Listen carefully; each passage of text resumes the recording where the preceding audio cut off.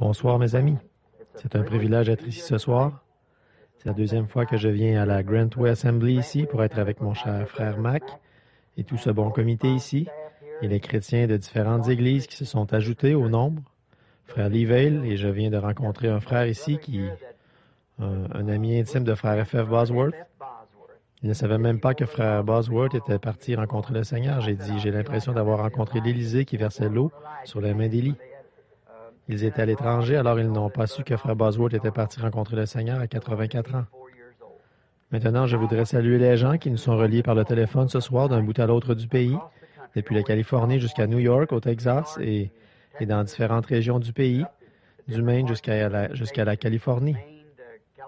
Alors, nous avons un système qui nous permet d'être reliés par le téléphone, ce qui a été une grande bénédiction. Et d'après ce que nous dit notre bon ami, frère Perry Green, maintenant, il y aurait un petit machin qu'on peut brancher sur votre téléviseur. Et avec ça, ce sera non seulement transmis par le téléphone, mais ce sera aussi télévisé directement dans votre téléviseur. Ils sont en train de se renseigner là-dessus. Et Sœur Mac, je suis content de vous voir, l'air bien portante, assise ici à l'orgue ce soir. Et je vois beaucoup de mes amis de Sierra Vista et frère Borders, ou plutôt frère Robertson de l'Indiana. Beaucoup de gens. Je veux dire à ceux qui sont au tabernacle ce soir, on dirait que la moitié du groupe est ici, et du tabernacle à Jeffersonville. Et je veux dire à mon ami là-bas, frère Kuhn, cette requête au sujet de laquelle vous avez appelé, cette maladie, je prie pour ça, frère Kuhn. Ayez simplement la foi, ne vous inquiétez pas, tout ira bien. Et là-bas au Texas, frère Blair, si vous êtes à l'écoute ce soir, mon frère, rappelez-vous simplement ceci. Le Dieu qui vous a fait passer au travers la première fois peut vous faire passer au travers la deuxième. Et nous mettons notre foi en Dieu qu'il vous l'accordera, et n'acceptez surtout pas le mensonge du diable sur quoi que ce soit. Rappelez-vous simplement que Dieu est Dieu et il est encore le même hier, aujourd'hui et éternellement. Nous l'aimons et nous croyons en lui et nous prions pour vous. Je veux dire à tous nos amis de la Californie, à frère Mercier et ceux qui sont ici en Arizona, bien d'autres endroits, Phoenix et frère Williams et tous ceux de là-bas qui sont en ligne là-bas ce soir, partout. Nous sommes certainement reconnaissants, et là-bas en Géorgie, nous sommes certainement reconnaissants pour chacun de vous. Que le Seigneur vous bénisse. Je me sens vraiment le bienvenu ici ce soir dans cette belle église, Assemblée de Dieu ici sur Grantway. Et avec frère Mac, mon bon ami, Dieu a béni frère Mac. Je me souviens une fois au Canada, je suivais un sentier, j'étais à cheval, très loin dans la jungle, et le Saint-Esprit m'a dit de descendre et de prier pour frère Mac. À ce moment-là, il était dans une situation critique et le Seigneur l'a guéri. Et alors, j'en suis vraiment reconnaissant et que nous soyons rassemblés ici avec lui ce soir pour adorer l'Éternel dans cette belle vérité. Un homme assis derrière moi sur l'estrade m'a dit « Vous ne devez pas me reconnaître. » Il a dit « Un jour, vous m'avez fait monter, je faisais de l'autostop, et je ne sais pas, quelque part à Boston ou quelque part à Détroit, je faisais de l'autostop. » J'ai dit « Eh bien, généralement, j'essaie de tendre la main si je le peux à ceux qui sont dans le besoin. » Et alors ce soir, nous sommes tous dans le besoin. Et nous prions Dieu de nous donner un coup de main, ce soir en nous accordant de l'aide, des bénédictions, sa grâce et sa miséricorde. Bon, j'ai plutôt tendance à parler longtemps, mais je vais tâcher de ne pas le faire ce soir. En effet, il y a les gens de l'Ohio qui viennent d'appeler, Mme Dow et le groupe là-bas, frère McKinney et frère Brown, et tous ceux de l'Ohio qui nous sont reliés par le téléphone. Nous envoyons nos salutations à vous aussi. Là-haut à New York, il est tard, je pense qu'il doit être environ 11 heures ou minuit, en ce moment à New York, et les églises se sont rassemblées et ont attendu jusqu'à 7 heures juste pour la réunion. Nous sommes reconnaissants pour ces bons amis que nous avons un peu partout. Maintenant, avant d'aborder la parole, parlons donc à l'auteur un instant, pendant que nous courbons la tête. Cher Père Céleste, nos cœurs débordent de joie à cause du privilège que nous avons d'être vivants, ici ce soir et rassemblés avec ton peuple. Le peuple et qui, nous le croyons, vivra éternellement. Nous possédons maintenant la vie éternelle parce que tu as donné ton Fils unique, afin que quiconque croit en lui ne périsse point, mais qu'il ait la vie éternelle. Pendant son pèlerinage ici sur terre, il nous a enseigné ceci.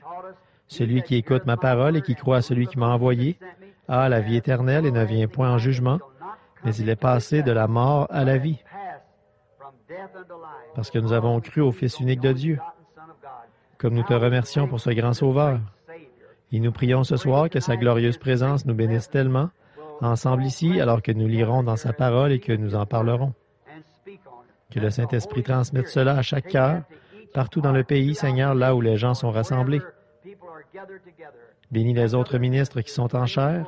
Nous te prions, Père, de bénir cette Grand West Assembly, le pasteur, son épouse, ses enfants, les diacres, les administrateurs et tout le conseil.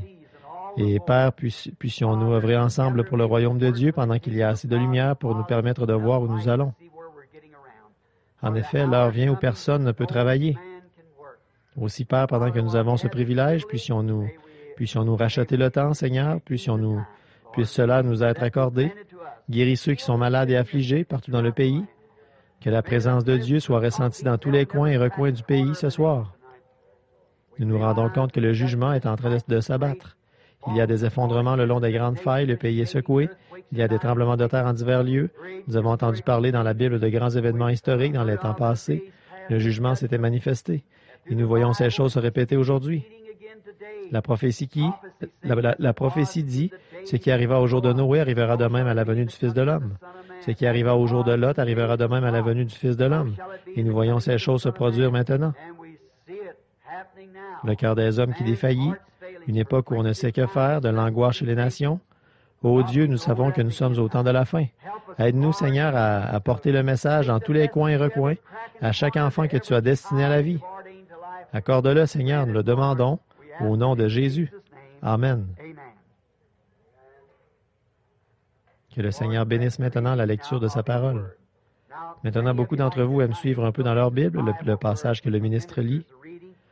Et ce soir, je voudrais lire quelques versets, 3 dans les psaumes, le psaume 42, juste pour me servir de texte.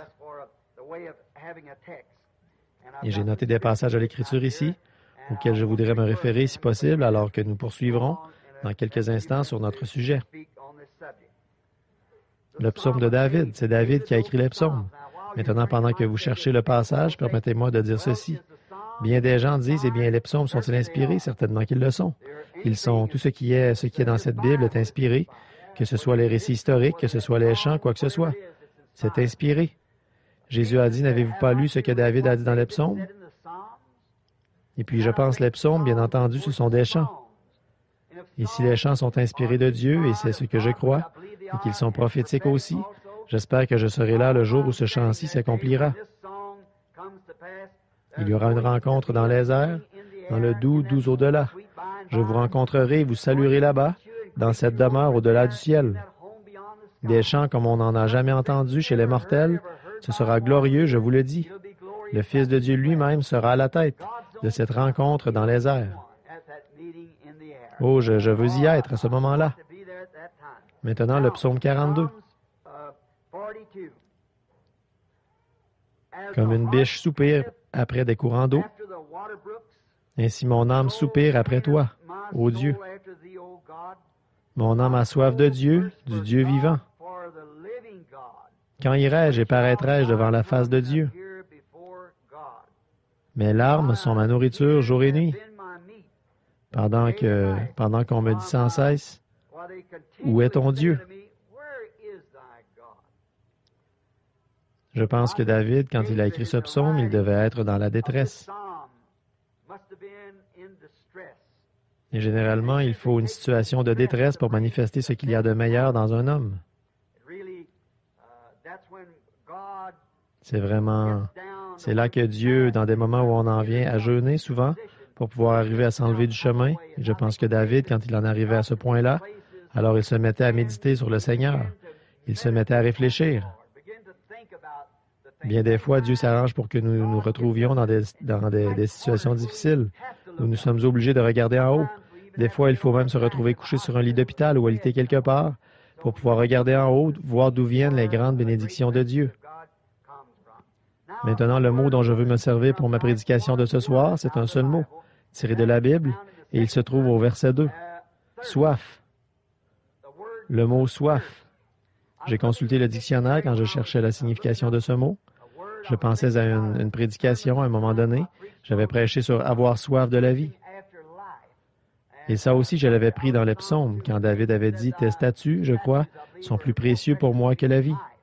Ainsi, je considérais et je pensais à ce mot « soif ». Alors, j'ai consulté le dictionnaire pour voir ce qu'il signifie. Et voici ce qu'a dit Webster. C'est un désir douloureux. C'est douloureux quand vous désirez tellement quelque chose que ça devient douloureux pour vous. Or, ce n'est pas quelque chose d'anormal d'avoir soif. La soif est quelque chose de naturel. C'est simplement quelque chose que Dieu nous a donné pour que nous puissions, pour produire en nous un désir pour quelque chose. Parfois, Dieu a aussi, il vous a doté d'une tour de contrôle. Quelque chose qui est à l'intérieur de vous, qui contrôle ces différents désirs. Et cette soif, cette tour de contrôle qui se trouve dans le cœur de l'homme, c'est quelque chose que Dieu lui a donné pour lui signaler le désir qui révèle un besoin chez lui. Or, il y a deux sortes de soif. Il y a une soif physique, il y a une soif, et il y a aussi une soif spirituelle.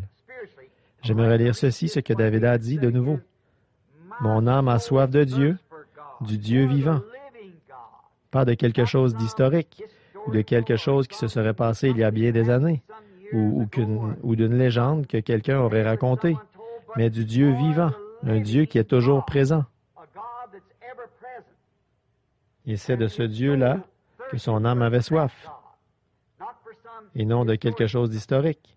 Donc, nous voyons que Dieu vous dote de cette tour de contrôle pour que vous vous procuriez ainsi les choses dont vous avez besoin. Or, la tour de contrôle qui est en vous, c'est ce qui vous dirige. Et cette soif passe dans cette tour de contrôle et celle-ci vous indique ce dont vous avez besoin, spirituellement parlant. La tour de contrôle du corps est celle de l'âme aussi. Il y a une tour de contrôle dans le corps qui vous indique ce dont votre corps a besoin, le besoin, et il vous est révélé par la soif. Il y a aussi une tour de contrôle dans votre âme qui vous indique les choses spirituelles dont vous avez besoin. Quelque chose dans votre esprit, et c'est par ceci que vous pouvez savoir quelle sorte de vie vous contrôle. Quand vous pouvez voir quels sont vos désirs, c'est comme ça, alors que vous pouvez savoir quel est le genre de choses qui se trouve en vous, qui crée ce désir que vous avez. Voyez-vous, il y a une certaine chose dont vous avez soif, et c'est par elle que vous pouvez savoir quel est le désir qu'il y a dans votre âme, par le genre de soif que vous avez. J'espère que vous pouvez comprendre ça.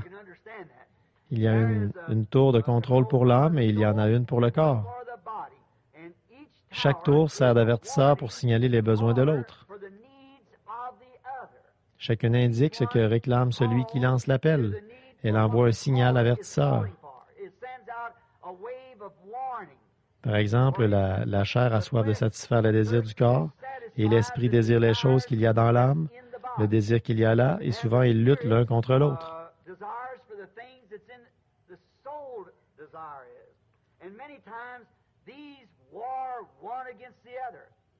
Nous voyons là un grand problème d'aujourd'hui, c'est que trop de gens essaient de vivre entre ces deux désirs.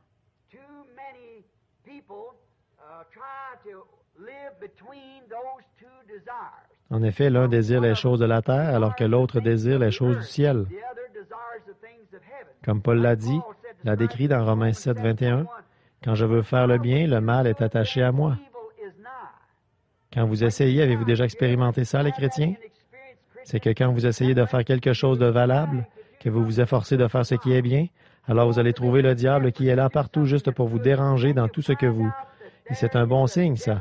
J'aimerais dire ceci pour que les chrétiens le sachent.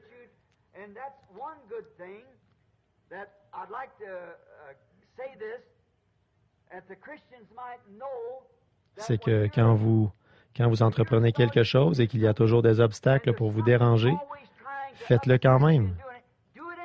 C'est le diable, là, qui essaie de vous empêcher de faire ce qui est bien. Bon, souvent, je rencontre des gens qui ont tendance à être un peu nerveux quand ils s'aperçoivent qu'ils essaient de faire quelque chose et que les obstacles s'élèvent de toutes parts. Ils disent, « Ce n'était peut-être pas la volonté du Seigneur, voyez. Or, ne laissez pas le diable vous mentir comme ça. » D'abord, il faut trouver si c'est la volonté de Dieu ou pas. Et alors, si vous voulez savoir si c'est la volonté de Dieu, regardez dans la Bible. Voilà ce qui vous alignera correctement. C'est la parole de Dieu. Et alors, si vous voyez que c'est selon la parole de Dieu que vous fassiez cela, Comme par exemple de rechercher le baptême du Saint-Esprit.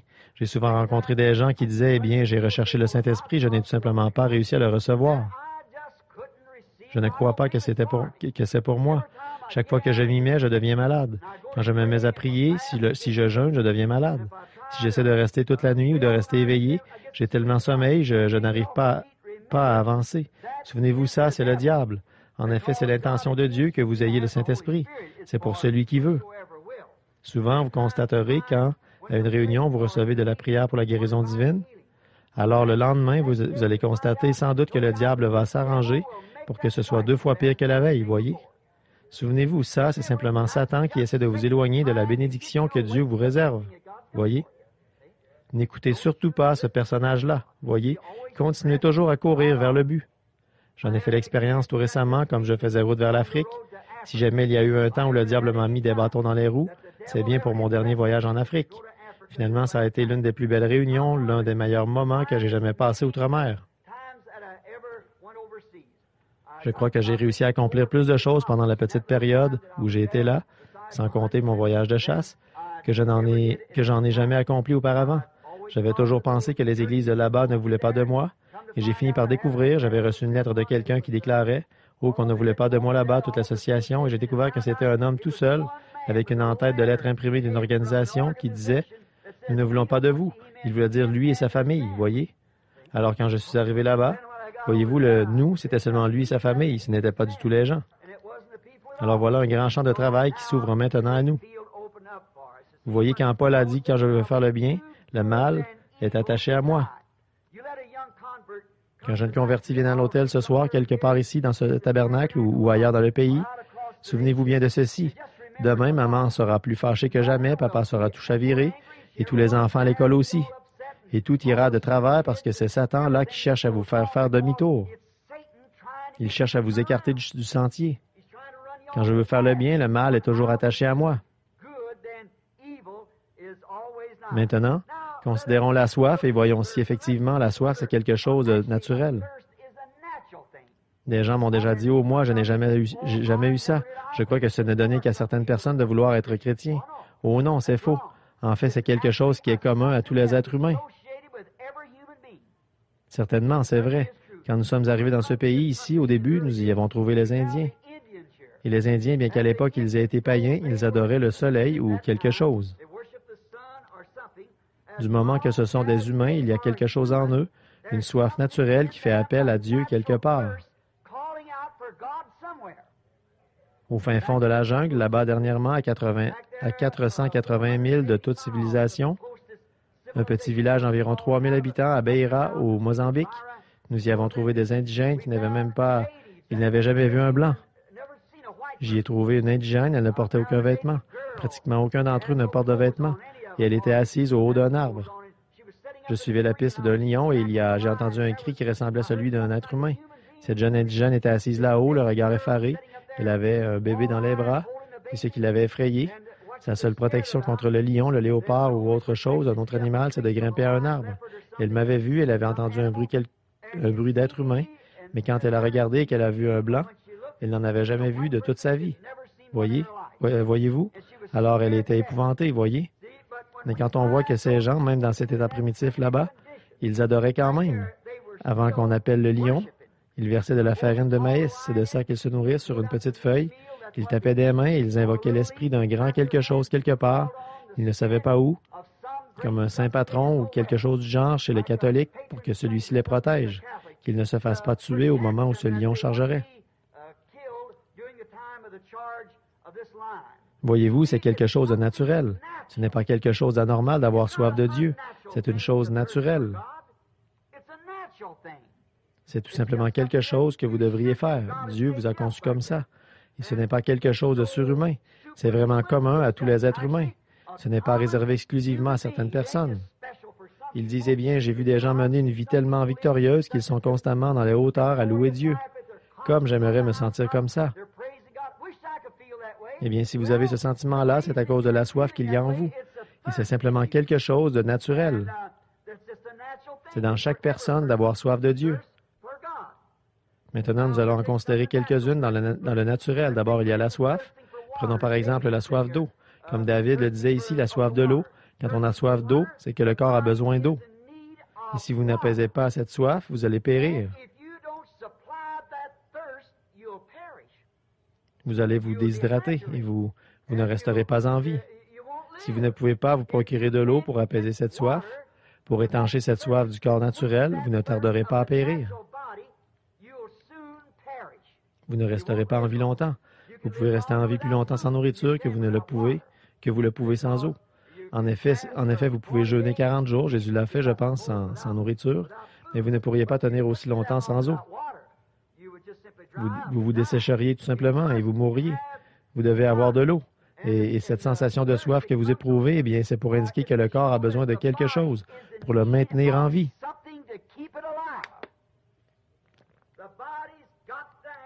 Vous êtes composé à 80 et quelques % d'eau et de pétrole de toute façon. Vous devez absorber ces composants pour rester en vie. Comme je l'ai dit, si vous négligez de le faire, vous périrez. La soif, c'est aussi une sonnette d'alarme. C'est une sonnerie, cette sensation de soif. L'âme déclenche une sonnerie, un petit signal avertisseur à l'intérieur de vous, qui vous indique que la mort rôde, que si vous ne vous procurez pas de l'eau très bientôt, il vous faudra mourir.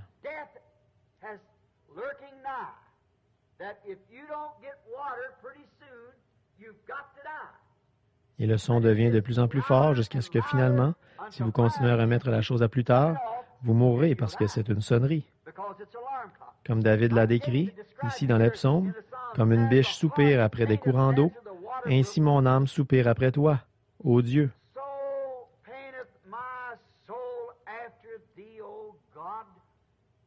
Comme une biche soupire après un courant d'eau. En lisant ce passage de David, j'ai souvent pensé à ceci. David était un homme des bois, un chasseur, et naturellement, il chassait le cerf. Et beaucoup d'entre nous, de nos jours, nous le chassons. La biche, c'est un cerf. Et nous voyons, si vous avez déjà vu les chiens sauvages, ils vont saisir un cerf. En général, ils ont un croc comme le coyote, et ce chien peut saisir le cerf juste au-dessus de l'oreille, à la base des bois ici, et le faire basculer. Il coupe la gorge du cerf, et à ce moment-là, le cerf n'a aucune chance de s'en sortir. Mais quelquefois, le chien, par exemple, en Afrique, là, le chien sauvage va saisir le cerf en plein flanc. S'il ne réussit pas à le saisir à la gorge, la deuxième fois, il va saisir le flanc. Et si le cerf est assez fort et qu'il réagit assez vite, il pourra se dégager du chien. Le cerf est beaucoup plus rapide. Le chien le traque quand il ne regarde pas, quand il est dans le vent par rapport à lui et qu'il ne sait pas que le chien est près de lui. Et alors, quand le chien sauvage le saisit, s'il réagit très vite, il pourra se défaire de son emprise. Mais quand le chien lâche le flanc, il a un gros morceau de la chair du cerf dans sa gueule. Ou quand il le saisit à la gorge, parfois il va couper près de la veine jugulaire et passer à côté. Et le cerf, en se dégageant de lui, ça va arracher un gros morceau de viande de la gorge du cerf, et là le sang se met à couler. Et alors le chien va tout de suite se lancer à la poursuite du cerf en suivant cette traînée de sang. Et alors que la vie quitte peu à peu le cerf, le sang étant le ruisseau qui fait circuler la vie dans le corps, alors que celle-ci le quitte peu à peu, le cerf s'affaiblit. Et là, le chien ou le loup, il est aux trousses du cerf. Maintenant, si ce cerf n'arrive pas à trouver de l'eau, or il y a quelque chose dans l'eau qui fait que quand le cerf boit de l'eau, il arrête de saigner.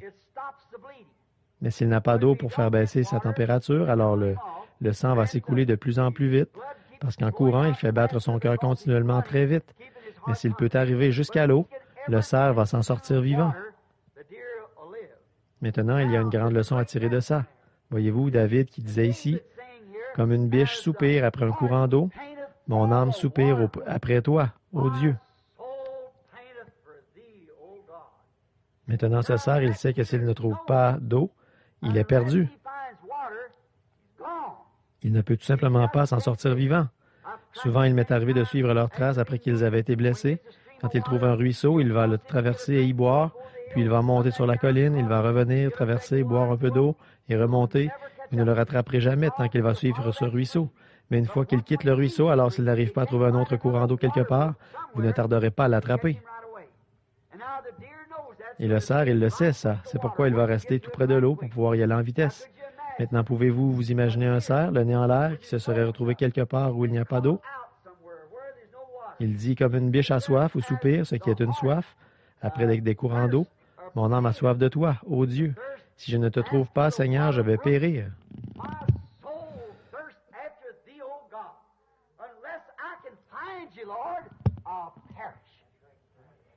Je ne pourrai pas continuer si je ne te trouve pas. Et quand un homme ou une femme, un garçon ou une fille éprouve cette sorte de soif-là pour Dieu, il va trouver quelque chose. Voyez? Mais quand nous procédons un peu à moitié, eh bien, je vais m'agenouiller et voir ce que le Seigneur va faire. Voyez-vous, vous n'avez pas encore vraiment soif. Il faut que ce soit une soif, question de mort ou de vie. Et là, il va se passer quelque chose. Le cerf, là aussi, nous voyons qu'il a aussi un autre sens, celui de l'odorat, qui déclenche une sonnette d'alarme en lui quand son ennemi est proche. Ce petit animal, il a en lui un sens qui lui sert de protection. Et il a une petite sonnette d'alarme en lui, un petit quelque chose, il remue le nez quand l'ennemi est proche. Quand vous vous retrouvez dans le vent par rapport à l'ennemi, il saura que vous êtes là et il va détaler. Parfois, à une distance d'un demi-mille, il va vous flairer, vous ou un loup, ou n'importe quel danger, et se sauver. Il est capable de le détecter parce qu'il est fait comme ça. Il est un cerf par nature. Et ce sens qu'il a en lui, c'est tout simplement un des sens que Dieu lui a donné pour lui permettre de rester en vie. J'ai pensé, je comparais le cerf à un homme qui a soif de Dieu avant que l'ennemi arrive. Il y a quelque chose dans un enfant de Dieu, une fois que vous êtes né de l'Esprit de Dieu, que vous avez reçu le baptême du Saint-Esprit, il y a quelque chose dans la personne qui peut détecter la présence de l'ennemi. Prenez par exemple un homme quand il prend l'Écriture, qu'il lit l'Écriture et qu'il essaie d'injecter à ce passage de l'Écriture quelque chose qui est contraire à l'Écriture. Un homme qui est rempli du Saint-Esprit peut détecter ça tout de suite. Il y a quelque chose qui cloche. Quand il arrive quelque part et ce petit sens bien particulier que vous avez en vous, il intervient pour protéger votre vie. Vous ne devez jamais accepter quoi que ce soit s'il ne s'agit pas très précisément de la parole de Dieu. Vous devez vous en tenir de façon très précise à cette parole. Et maintenant, nous sommes préservés par ce sens-là, pourvu que nous soyons dans le Saint-Esprit. Vous pourriez vous mettre à lire, disons, par exemple, quelqu'un qui dirait, je lirais dans Marc 16, et je dirais, « Voici les signes qui accompagneront ceux qui auront cru. En mon nom, ils chasseront les démons, ils parleront de nouvelles langues, qu'ils saisissent des serpents ou boivent quelques breuvages mortels, cela ne leur fera pas de mal. S'ils imposent la main aux malades, ceux-ci seront guéris. » Bon, ensuite, vous verriez quelqu'un monter là-haut et dire, « Bon, ça, c'était pour l'âge apostolique. » Ça, tout de suite, là, si vous avez reçu le Saint-Esprit, vous avez reçu ce sens-là, ça le déclenche. Il y a quelque chose de faux, là, voyez? Il cherche à trouver des explications pour déprécier la chose, disant que c'était pour une autre époque, que ces choses-là, en réalité, on n'en a plus besoin aujourd'hui. Mais Jésus a dit, « Voici les signes qui accompagneront ceux qui auront cru. » Voyez-vous, il y a un petit quelque chose qui se déclenche en vous, un petit signal avertisseur qui vous fait savoir que c'est faux et que c'est la voie de la mort. En effet, Jésus a dit que si nous ajoutons une seule parole à ceci ou que nous en retranchons une seule parole, notre part sera retranchée du livre de vie. Voyez-vous, pas un seul passage de l'Écriture. Nous devons la prendre exactement telle qu'elle est écrite. Dieu veille sur sa parole pour l'exécuter. Nous savons qu'elle est forcément tout à fait juste. Alors, par conséquent, quoi qu'une Église puisse dire, quoi que n'importe qui d'autre puisse dire, si vous êtes né de l'Esprit de Dieu, vous devenez une partie de la Bible. Dieu a dit à Ézéchiel, le prophète, il a dit, « Prends le rouleau et mange-le. » Alors le prophète et le rouleau sont devenus partie l'un de l'autre. Il en est de même pour le croyant quand il reçoit le Saint-Esprit. Le Saint-Esprit a écrit la Bible et l'Esprit de Dieu est la parole de Dieu. Mes paroles sont esprit, au commencement était la parole, et la parole était avec Dieu, et la parole était Dieu. Et la parole a été faite chair, et elle a habité parmi nous. Hébreux 13, 8, il est le même hier, aujourd'hui et éternellement. Et quand vous êtes une partie de cette parole, alors que quelque chose de contraire à cette parole se présente, ça déclenche tout de suite un petit signal avertisseur. Voyez-vous, c'est pour vous avertir que la mort est dans les parages. On ne devrait jamais faire ça. Il y a aussi Ces soifs-là sont simplement naturelles. Elles sont naturelles chez le chrétien. Elles sont naturelles chez l'être humain. Il y a aussi une soif de succès.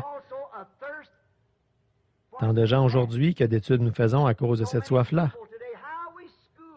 Nous venons de constater, c'est la rentrée à l'université, et nous allons là et les gens dépensent des milliers de dollars pour envoyer leurs enfants à l'école, et dans les universités, les collèges et tout, pour y recevoir une instruction, pour réussir, comme ils disent, dans la vie. Mais bon, je n'ai rien contre ça, là.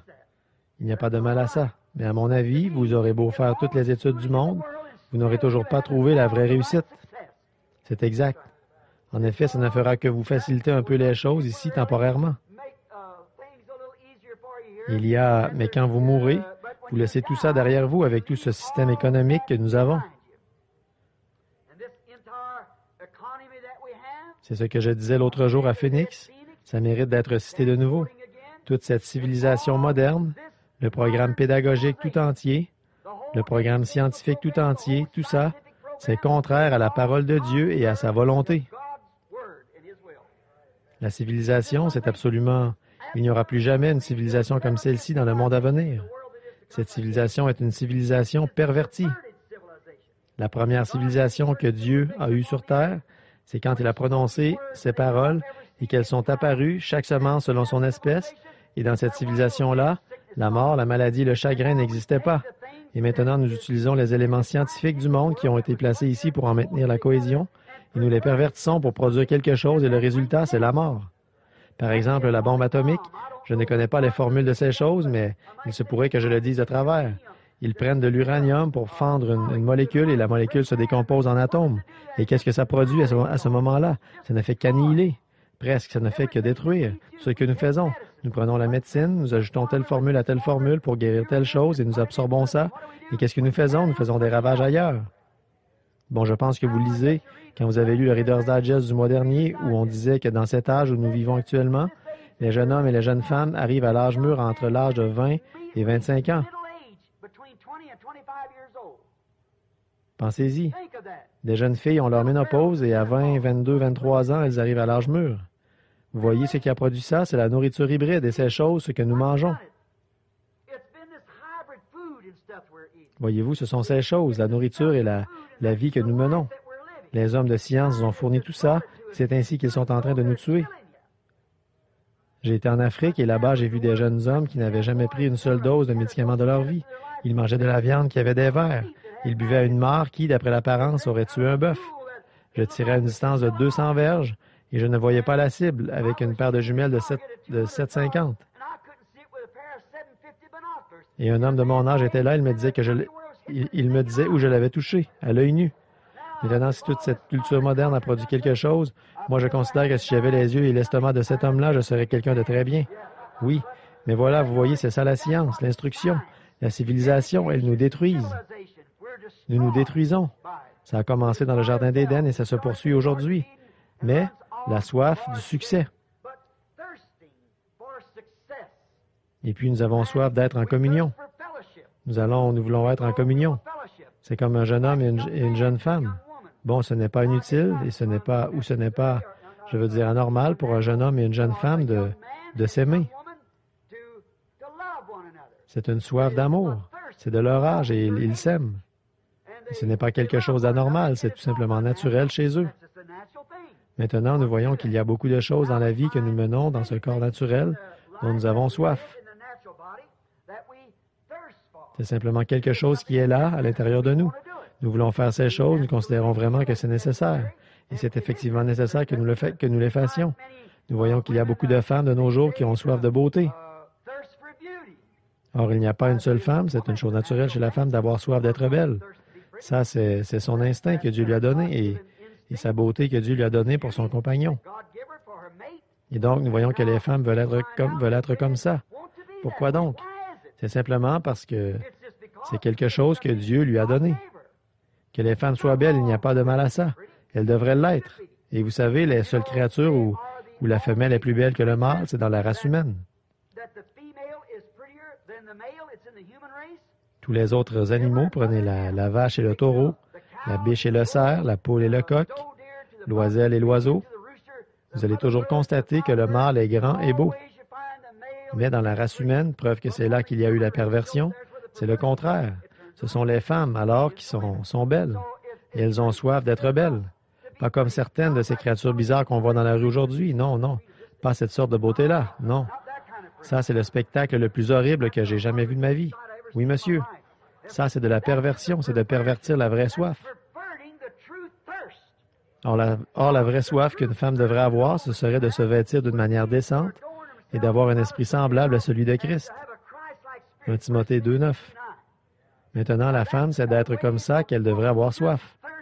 Maintenant, si vous voulez être belle, c'est ça qui fait votre beauté, voyez-vous. C'est un esprit semblable à celui de Christ et d'être vêtu d'une manière décente.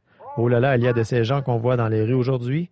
On n'arrive pas à distinguer l'homme de la femme et c'est la chose la plus horrible à voir que vous pourriez. Je ne pourrais pas. Je n'ai jamais rien vu de semblable chez des êtres humains. Ça dépasse le niveau humain. Les yeux tout maquillés jusque très haut comme ça. Et vous savez, ces drôles d'yeux de lézard et tous ces drôles de vêtements. Mais ce n'est même pas tellement déformé, ils ne ressemblent même pas à un être humain. Et ces jeunes gens ici, les cheveux ramenés sur le front avec les rouleaux de leur sœur ici en avant, vous savez. Mais c'est une perversion complète. C'est vrai, c'est Satan. Et Satan est le pervertisseur. Quand Dieu a tout créé, dans le jardin d'Éden, c'était magnifique. Puis Satan est arrivé et il a perverti. Satan ne peut pas créer quoi que ce soit. Il n'y a qu'un seul créateur, c'est Dieu. Mais Satan pervertit la création originelle. Et voilà qu'il s'est mis à... C'est de ça que je veux parler ce soir. Pervertir la création originelle, de la soif. Bon, la femme, comme je le disais, elle veut être belle. Il y a quelque chose en elle, elle est féminine et elle a ce désir-là. Mais telles qu'elles sont dans la rue aujourd'hui avec les cheveux coupés comme des hommes, vêtus de vêtements d'hommes, et puis les hommes font le contraire, les voilà vêtus de vêtements de femmes, avec une coupe de cheveux comme les femmes. Voyez-vous, c'est une perversion, tout est perverti. Votre nourriture est pervertie, votre vie est pervertie, votre soif pervertie, votre désir est perverti. C'est un jour de perversion. Dernièrement, ici, j'ai parlé de l'Éden de Satan. Dieu a mis 6000 ans pour faire un Éden parfait. Satan est arrivé, il a arrosé ses semences et les a déformées. Maintenant, au bout de ces 6000 ans, lui, il a son Éden scientifique. Il a tout ramené à une perversion de ce qui est bien.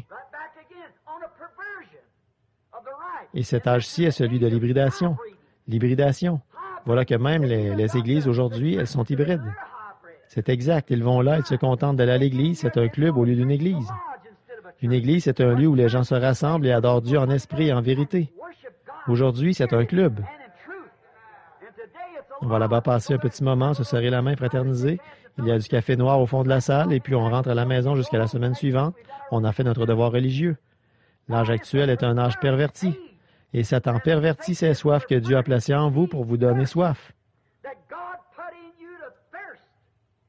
Satan les pervertit. Or, si vous voulez savoir ce qui est bien, la perversion, si vous, les femmes, vous voulez être belles, prenez 1 Timothée 2,9. C'est de se vêtir d'une manière décente, avec un esprit semblable à celui de Christ, douce, soumise à leur mari et tout.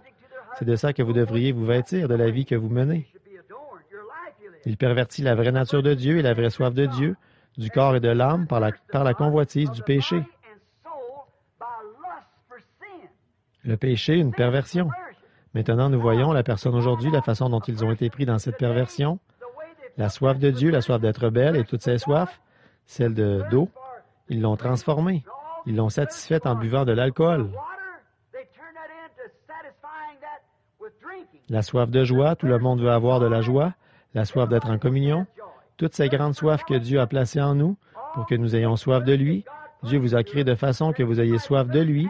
Et nous cherchons la satisfaction dans un autre genre de soif, dans un autre genre de perversion de la soif correcte.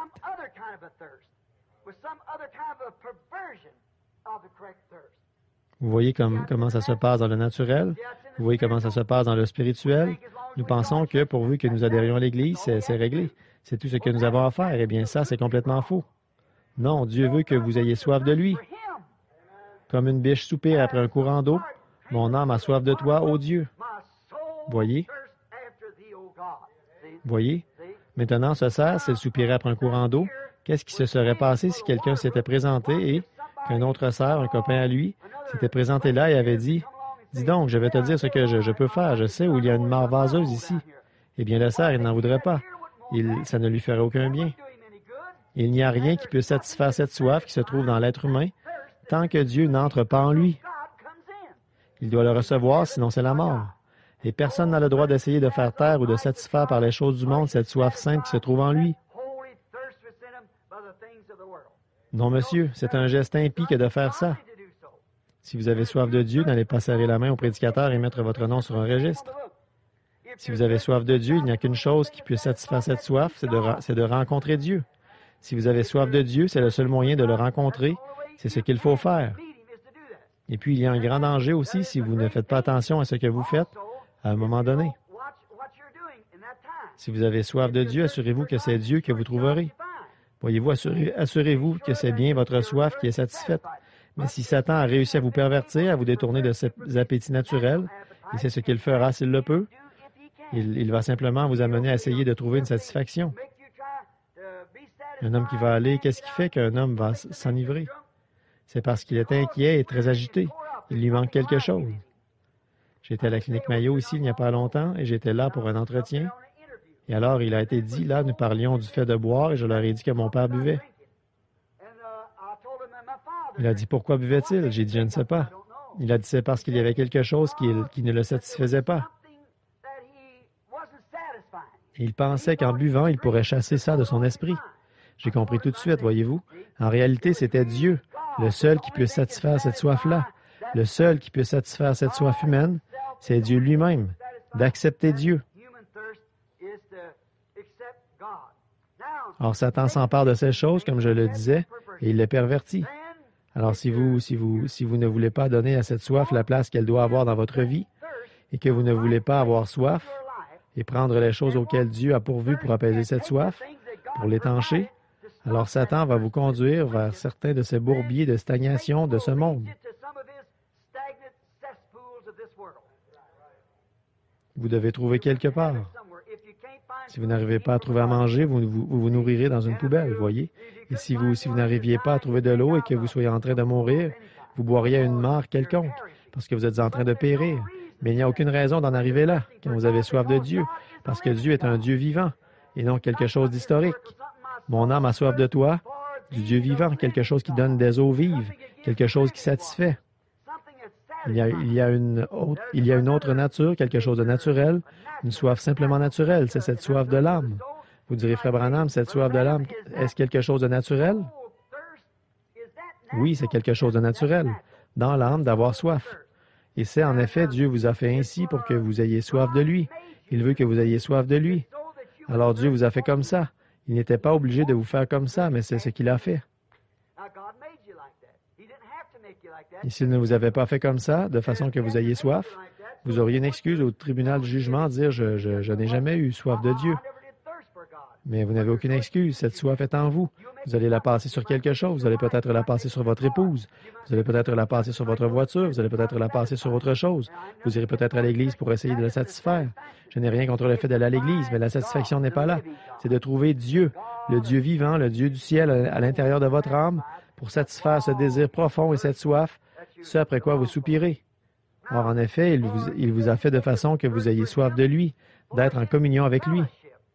Or, il existe une soif authentique de communion. Bon, nous aimons nous rencontrer, c'est ce que nous faisons ce soir.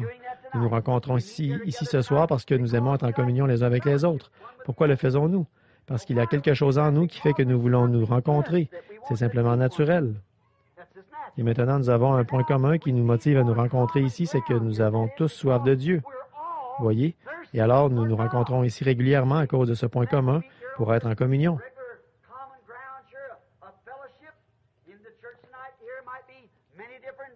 Dans cette église ce soir, il se pourrait qu'il y ait bien des opinions dénominationnelles différentes et tout, mais comme nous avons cette soif, nous pouvons nous rencontrer avec un point commun entre nous.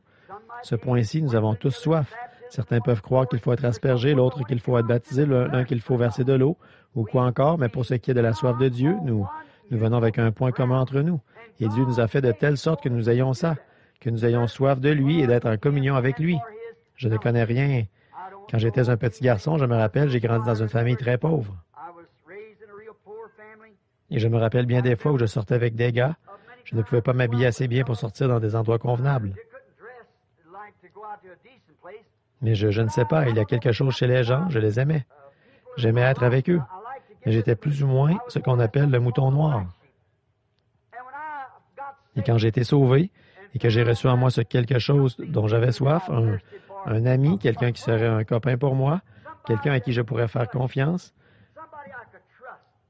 quelqu'un avec qui on peut s'asseoir et discuter de ses problèmes.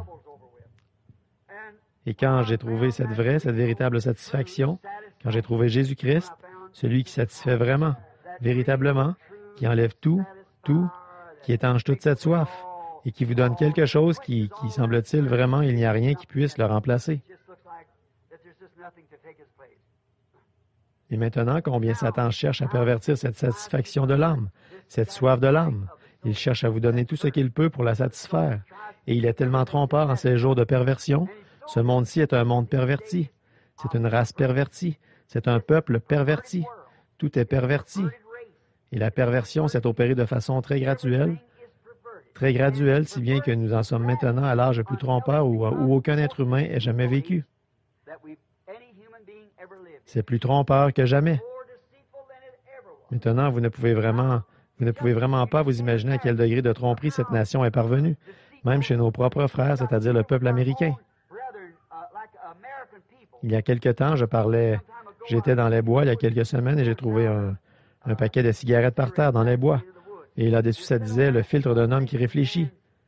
J'ai fait encore un petit bout de chemin dans les bois et je suis revenu sur mes pas. Ça me revenait toujours à l'esprit, le filtre d'un homme qui réfléchit et le goût d'un homme qui fume. Eh bien, je suis allé à l'exposition internationale il y a quelques années. Vous vous souvenez, il y avait Yul Brynner et les autres qui étaient là, alors qu'ils faisaient des démonstrations sur la cigarette. Et là, ils ont mis de la fumée sur un morceau de marbre. Et avec un cure-oreille, ils ont ramassé la nicotine qu'il y avait dessus et ils ont appliqué ça sur le dos d'un rat.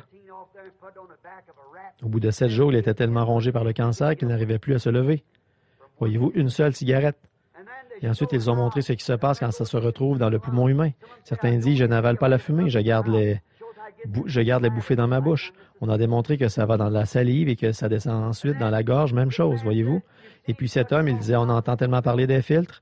Il a dit, si vous avez un désir, ce qui est une soif, vous voyez, un désir de fumer une cigarette normale pourrait satisfaire ce désir temporairement. Mais si vous avez un filtre, il faut 4 cigarettes pour le satisfaire. Il a dit parce qu'avec ça, vous n'avez qu'environ le quart de la fumée. Et ça disait le goût d'un homme qui fume. Voyez-vous, on ne peut pas avoir de fumée sans avoir de goudron. Et quand on a du goudron, on a du cancer. Alors voilà, voyez-vous, c'est tout simplement une combine. Et je me dis qu'une compagnie de tabac qui se trouve dans ce pays et qui vit grâce à ce pays et qui sortirait une combine comme celle-là pour carrément tromper les citoyens américains, pour les tromper. Le filtre d'un homme qui réfléchit.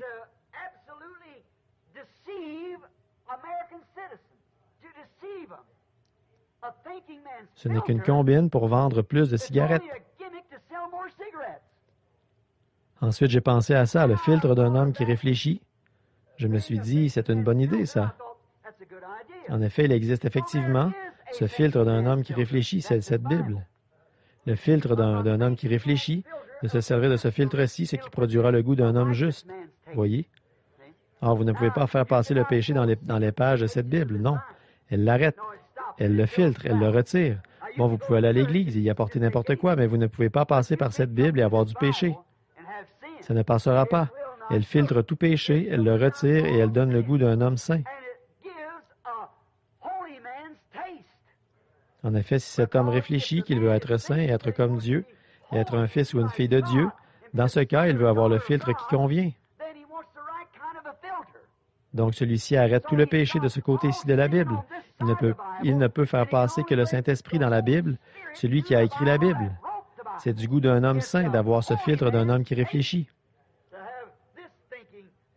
Or, nous voyons combien la tromperie est grande aujourd'hui. Dans Matthieu 24, 24, Jésus a dit que dans les derniers jours, les 2 esprits seraient tellement proches que cela séduirait même les élus si c'était possible. Tellement proches. Tellement quelle tromperie nous retrouvons aujourd'hui pour ce qui est du bien et du mal. Même dans notre gouvernement, dans notre politique, nous n'avons même pas un seul homme que nous pourrions mettre en place comme politicien qui défendrait vraiment ce qu'il croit être juste. Où sont-ils, nos Patrick Henry, nos George Washington et nos Abraham Lincoln d'aujourd'hui? C'est exactement comme notre président l'a dit là. La façon, si c'est le communisme que les gens veulent, ils l'auront. Tout ce qu'ils voudront. Voilà bien un homme qui ne veut pas exprimer ce qu'il croit. Un homme qui défendra un principe, qui défendra ce qui est un principe. On se contente de choisir la solution de facilité. Et les gens en sont arrivés là, dans l'Église. Ils veulent venir adhérer à l'Église et ils disent, « Oh, eh bien, ça y est, j'ai adhéré à l'Église maintenant. » Vous essayez de satisfaire cette grande soif sainte que Dieu a placée en vous, cette tour de contrôle qui cherche à vous diriger vers la chose juste. Vous essayez de satisfaire ça en adhérant à une Église, en récitant un credo ou quelque chose du genre. Alors qu'il n'y a que la présence même de Dieu et Dieu lui-même qui remplit votre vie, qui puisse la satisfaire. Il ne se satisfera pas d'un credo. Vous ne ferez jamais passer un credo à travers cette Bible. Non, il n'y a même pas le soi-disant credo des apôtres qui puisse jamais passer à travers cela. Montrez-moi dans la Bible le credo des apôtres où il est dit « Je crois à la Sainte Église catholique romaine, je crois à la communion des saints », alors que ce qu'il est dit dans la Bible, c'est « Il y a un seul médiateur entre Dieu et les hommes, et c'est Jésus-Christ, homme ». Vous ne ferez jamais passer ces choses à travers la Bible. Toutes ces danses et ces shorts et ces choses que les gens font aujourd'hui, le twist et le tutsi et toutes ces choses-là, vous ne ferez jamais passer ça à travers la parole de Dieu. Cette tendance moderne de la civilisation, vous ne ferez jamais passer ça à travers cette Bible. Elle s'y oppose. Voyez, et vous essayez de satisfaire cette soif, mais vous voyez, cette Bible va uniquement satisfaire le goût d'un homme ou d'une femme juste. Ce Saint-Esprit dont ils se permettent de se moquer et ils disent « Tu as perdu la tête ». Mais c'est ce qui satisfait ce désir profond. C'est quelque chose dont le monde ignore tout. Ils se sont pervertis, ils se sont détournés du véritable baptême du Saint-Esprit, de la parole de Dieu, pour se tourner vers quoi?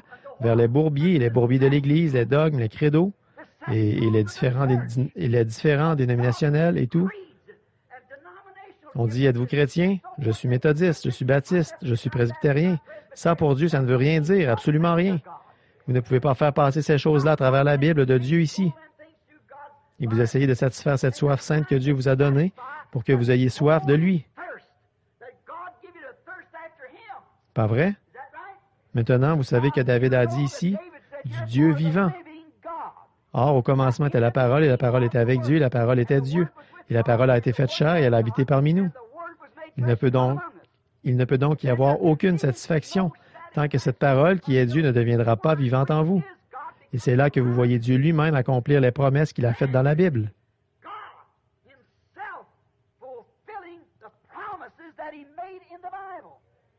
Maintenant, nous avons plusieurs interprètes de la Bible. Une Église interprète comme ceci, une autre interprète comme cela, et une autre comme ceci. Certaines n'en prennent qu'un tout petit bout, certaines en prennent une partie ici et là, mais Dieu est son propre interprète. Quand il fait une promesse et qu'il l'accomplit, c'est ça qui en est l'interprétation. Si je vous avais promis que je serais ici ce soir et je suis ici, c'est ça l'accomplissement de ma promesse. Si je dis que je vais vous rencontrer demain matin et que j'y suis, c'est ma promesse. Je n'ai pas besoin de trouver d'autres excuses, il faut que j'y sois. De même, quand Dieu fait une promesse et qu'ensuite il vient accomplir cette promesse, c'est ça l'interprétation de la promesse. Je mettrai n'importe qui au défi de prendre Dieu à sa parole pour voir si effectivement chaque parole de cette Bible est bien la vérité. C'est exact, c'est ça, cette soif est là à l'intérieur. Vous dites, si j'avais vécu à l'époque de Jésus, j'aurais fait telle et telle chose. Mais vous vivez à son époque. Qu'est-ce que nous en faisons? Qu'est-ce que nous faisons? Vous dites, eh bien, ce que vous avez fait, c'est peut-être ce que les pharisiens avaient fait.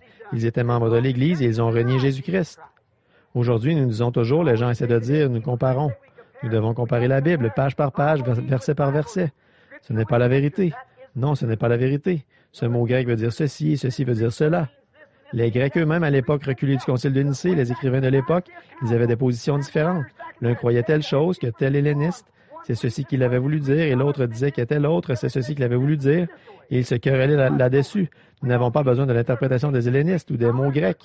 De le connaître, lui, c'est la vie, la personne Christ lui-même. Ce n'est pas en comparant, c'est une révélation sur laquelle Dieu a bâti son Église. Et si nous ne bâtissons pas sur cette même Église, la Bible dit Abel par la foi, et la foi, c'est une révélation divine. Voyez-vous, la foi, c'est une révélation divine. Bien, tout ceci est bâti sur la révélation, et donc, à moins que ce ne vous soit révélé, Jésus a dit, je te rends grâce, Père, de ce que tu as caché ces choses aux sages de ce monde, et de ce que tu les as révélées aux enfants, lesquels sont disposés à apprendre. Voyez-vous, or c'est là-dessus que tout est bâti. Vous devez connaître la personne, et vous ne pouvez pas satisfaire ça en adhérant à l'Église.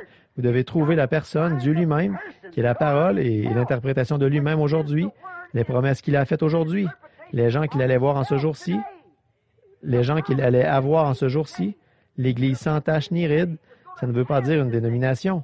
Ça veut dire les personnes, les individus, sans tache ni ride. Il y aura 2 personnes dans un lit, j'en prendrai une et j'en laisserai une. 2 dans un champ, j'en prendrai une et j'en laisserai une. Mais quand Dieu, cette soif sainte d'être comme lui, et qu'ensuite vous voyez que sa parole est en vous, qu'elle se confirme d'elle-même, que vous êtes le serviteur de Dieu, tout ce que Dieu dit, vous vous y alignez parfaitement, alors vous suivez le processus qu'il faut, à ce moment-là, pour satisfaire cette soif sainte qui est en vous. Oh, évidemment, les gens vont se moquer de vous et dire « Tu as perdu la tête, tu es devenu fou ». Mais rappelez-vous à quoi ils s'abreuvent, voyez-vous. Regardez où ils en sont. Pouvez-vous vous imaginer un grand puits artésien qui fait jaillir de la belle eau et quelqu'un est là-bas, une de ces mares remplies de têtards morts, de credos et tout, il s'abreuve là et il vous regarde d'en bas et se moque de vous?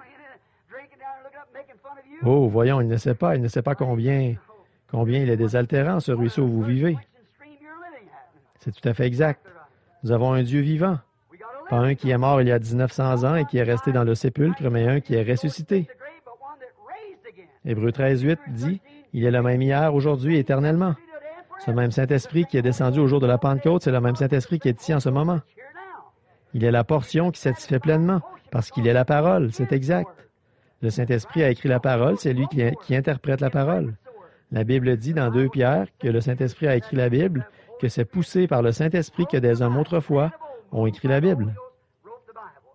Alors, vous ne pouvez pas y arriver. Vous ne pouvez pas satisfaire cette soif sainte avec rien de moins que Dieu lui-même, vivant en vous, dans la personne du Saint-Esprit. L'instruction, la culture, d'adhérer à des églises, de réciter des credos, de se joindre à une association, toutes ces choses, c'est très bien, mais elles ne mettront absolument pas fin à ce silence saint, à cette soif sainte plutôt, elles ne feront pas taire cette soif sainte.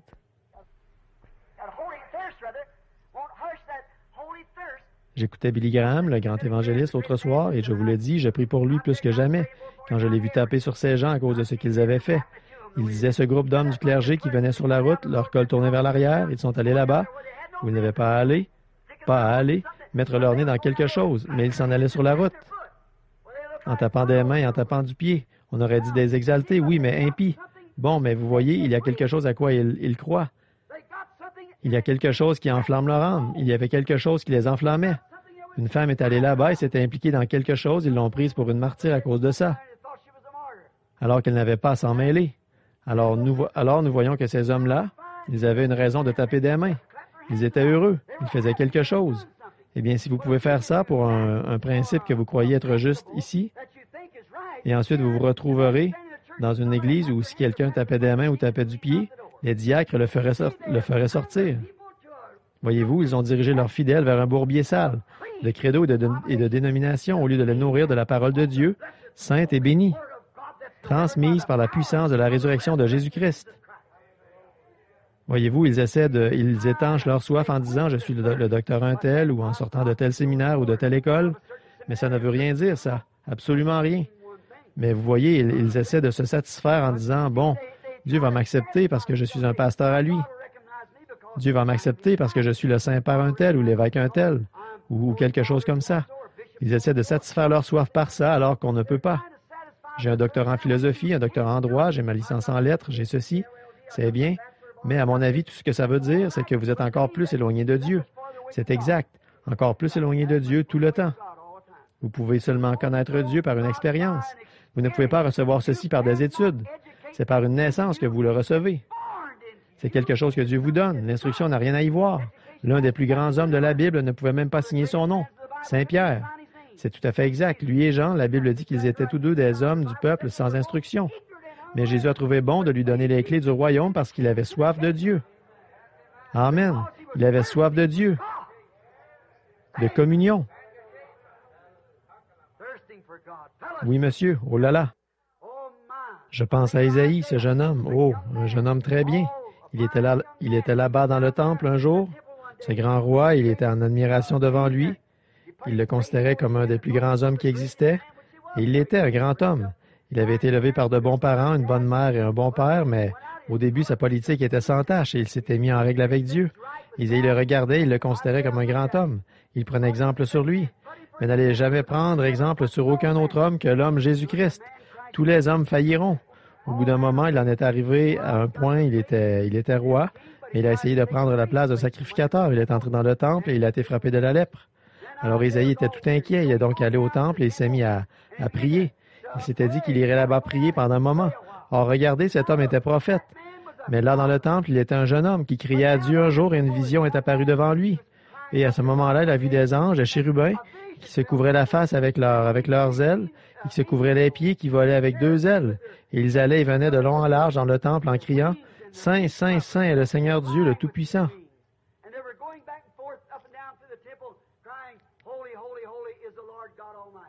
Et Isaïe, cette grande soif qu'il avait eue, il avait dû faire des études, il avait probablement une bonne instruction.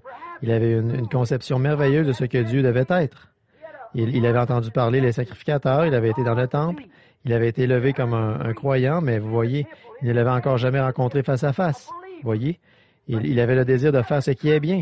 Il voulait être dans le vrai, mais tout ce qu'il avait, c'était le côté pédagogique. Il en avait reçu le côté théologique.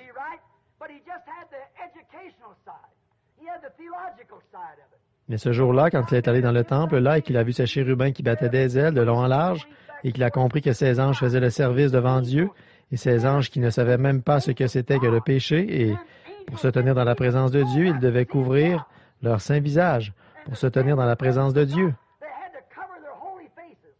Alors ce prophète s'est écrié, « Malheur à moi, car je suis un homme dont les lèvres sont impures.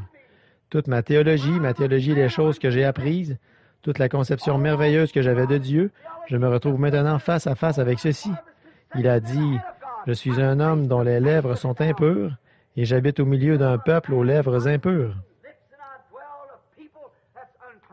Tout leur enseignement des lois et les choses qu'ils avaient faites, tout cela ne l'avait jamais mené au point où il était entré dans la présence de Dieu, où il avait vu Dieu de ses propres yeux. Et les pans de sa robe, alors qu'il était assis en haut dans les cieux, il s'est retrouvé face à face avec la réalité. Et il s'est écrié, « Je suis un homme dont les lèvres sont impures et j'habite au milieu d'un peuple impur. »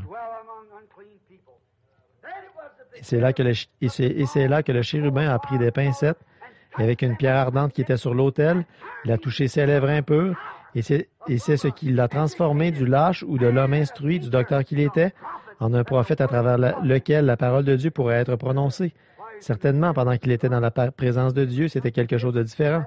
Cette soif qu'il avait eue, elle avait alors atteint un si haut degré qu'il a été rempli de cela.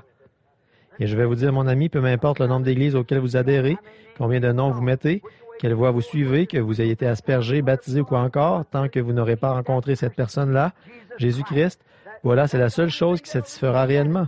L'émotion ne fera pas l'affaire. Vous aurez beau sauter en l'air et crier aussi longtemps que vous voudrez, vous aurez beau courir d'un bout à l'autre de la salle et vous aurez beau parler en langue, tant que vous voudrez.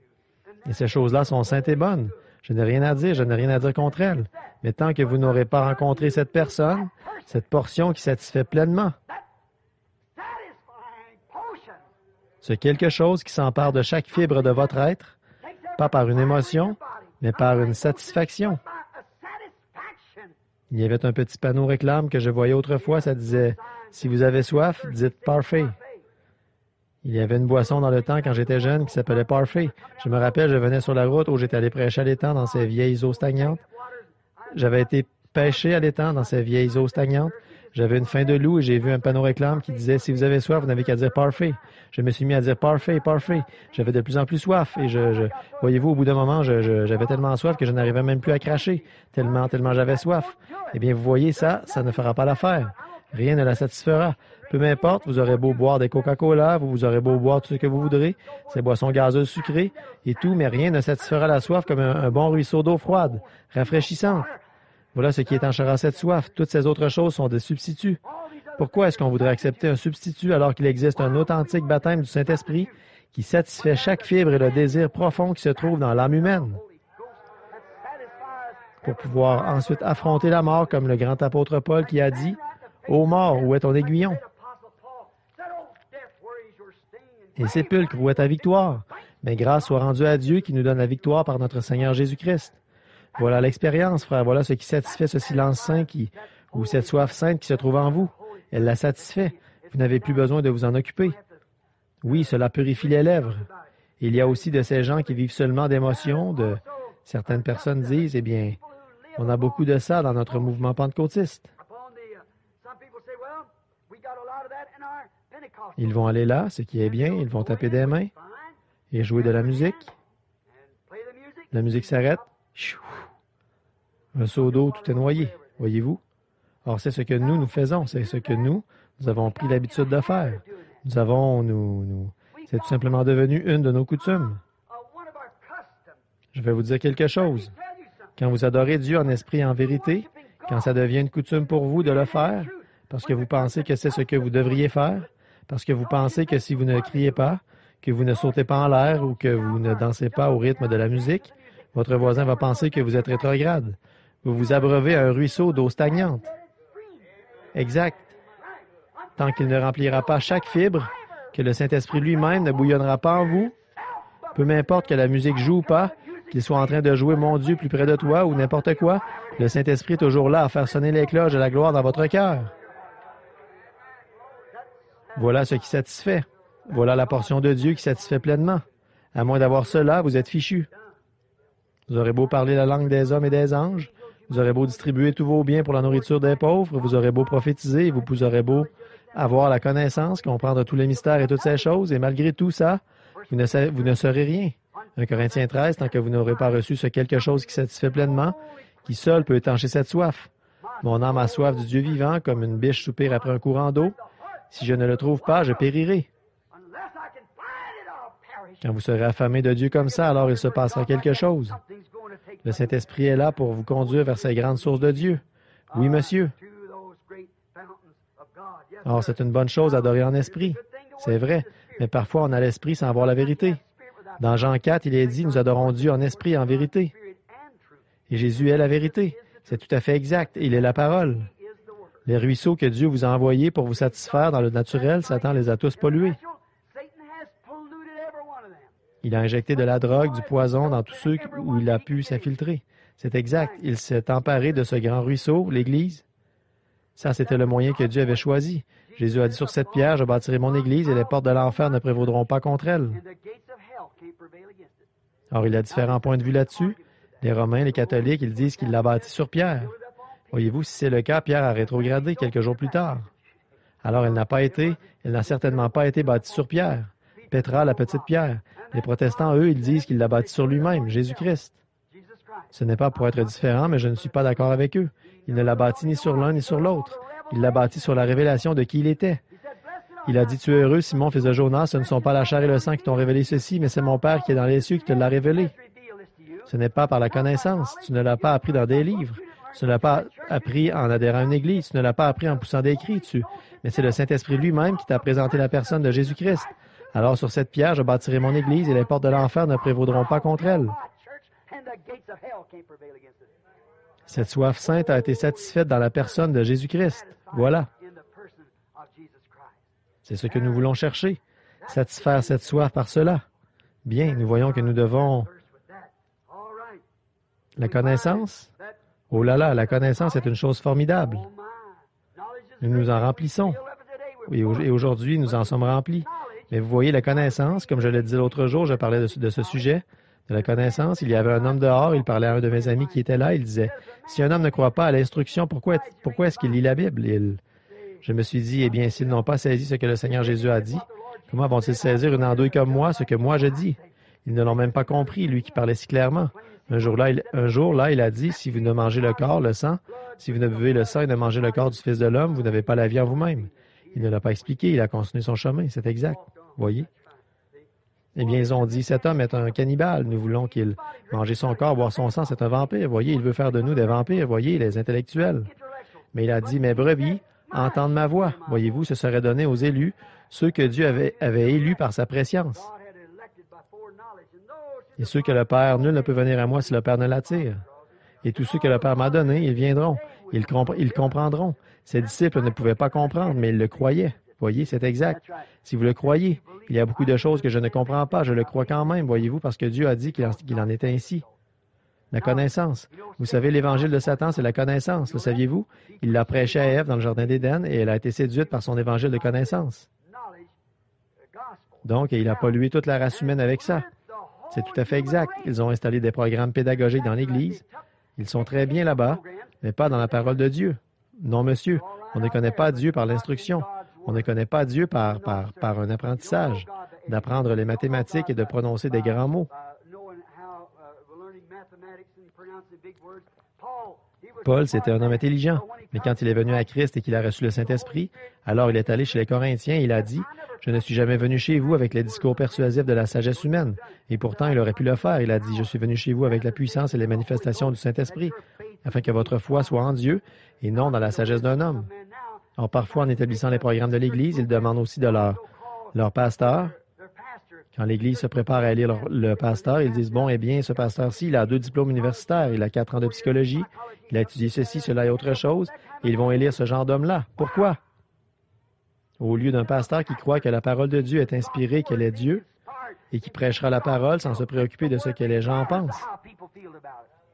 Dieu a dit à Ézéchiel, vous savez, il a dit, prêche-le, qu'ils y croient ou non, prêche-le quand même, voyez? Exact. Qu'ils l'acceptent ou non, ce n'est pas ça qui compte. Ils n'ont pas accepté Jésus, ça ne l'a pas arrêté.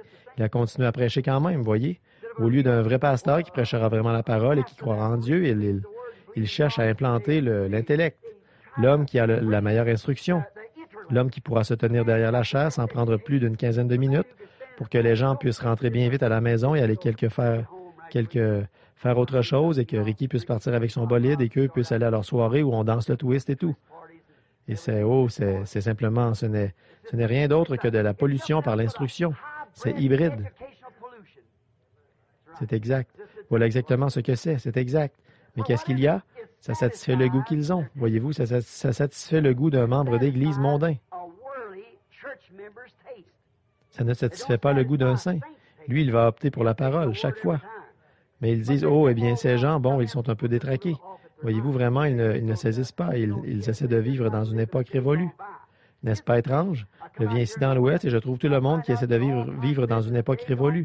Ils veulent toujours avoir les jours des cow-boys de l'ancien temps. Je vais dans le Kentucky, là, les jours des montagnards de l'ancien temps, ils veulent copier ça. Ils ont des émissions là-dessus. Et pour ce qui est de la religion de l'ancien temps, ça, ils n'en veulent pas. L'ancien temps, je suis venu ici au moment où il y avait un rodéo. J'y ai vu une femme corpulente, là, avec du truc vert sous les yeux, les cheveux coupés courts, une cigarette au bec. Mais s'ils avaient vu ça dans le temps, ils auraient pensé qu'elle était en train de se décomposer quelque part. Ils l'auraient internée. Et si votre mère était sortie habillée comme vous et votre fille vous habille aujourd'hui, qu'est-ce qui se serait passé? Il l'aurait fait enfermer dans un hôpital psychiatrique.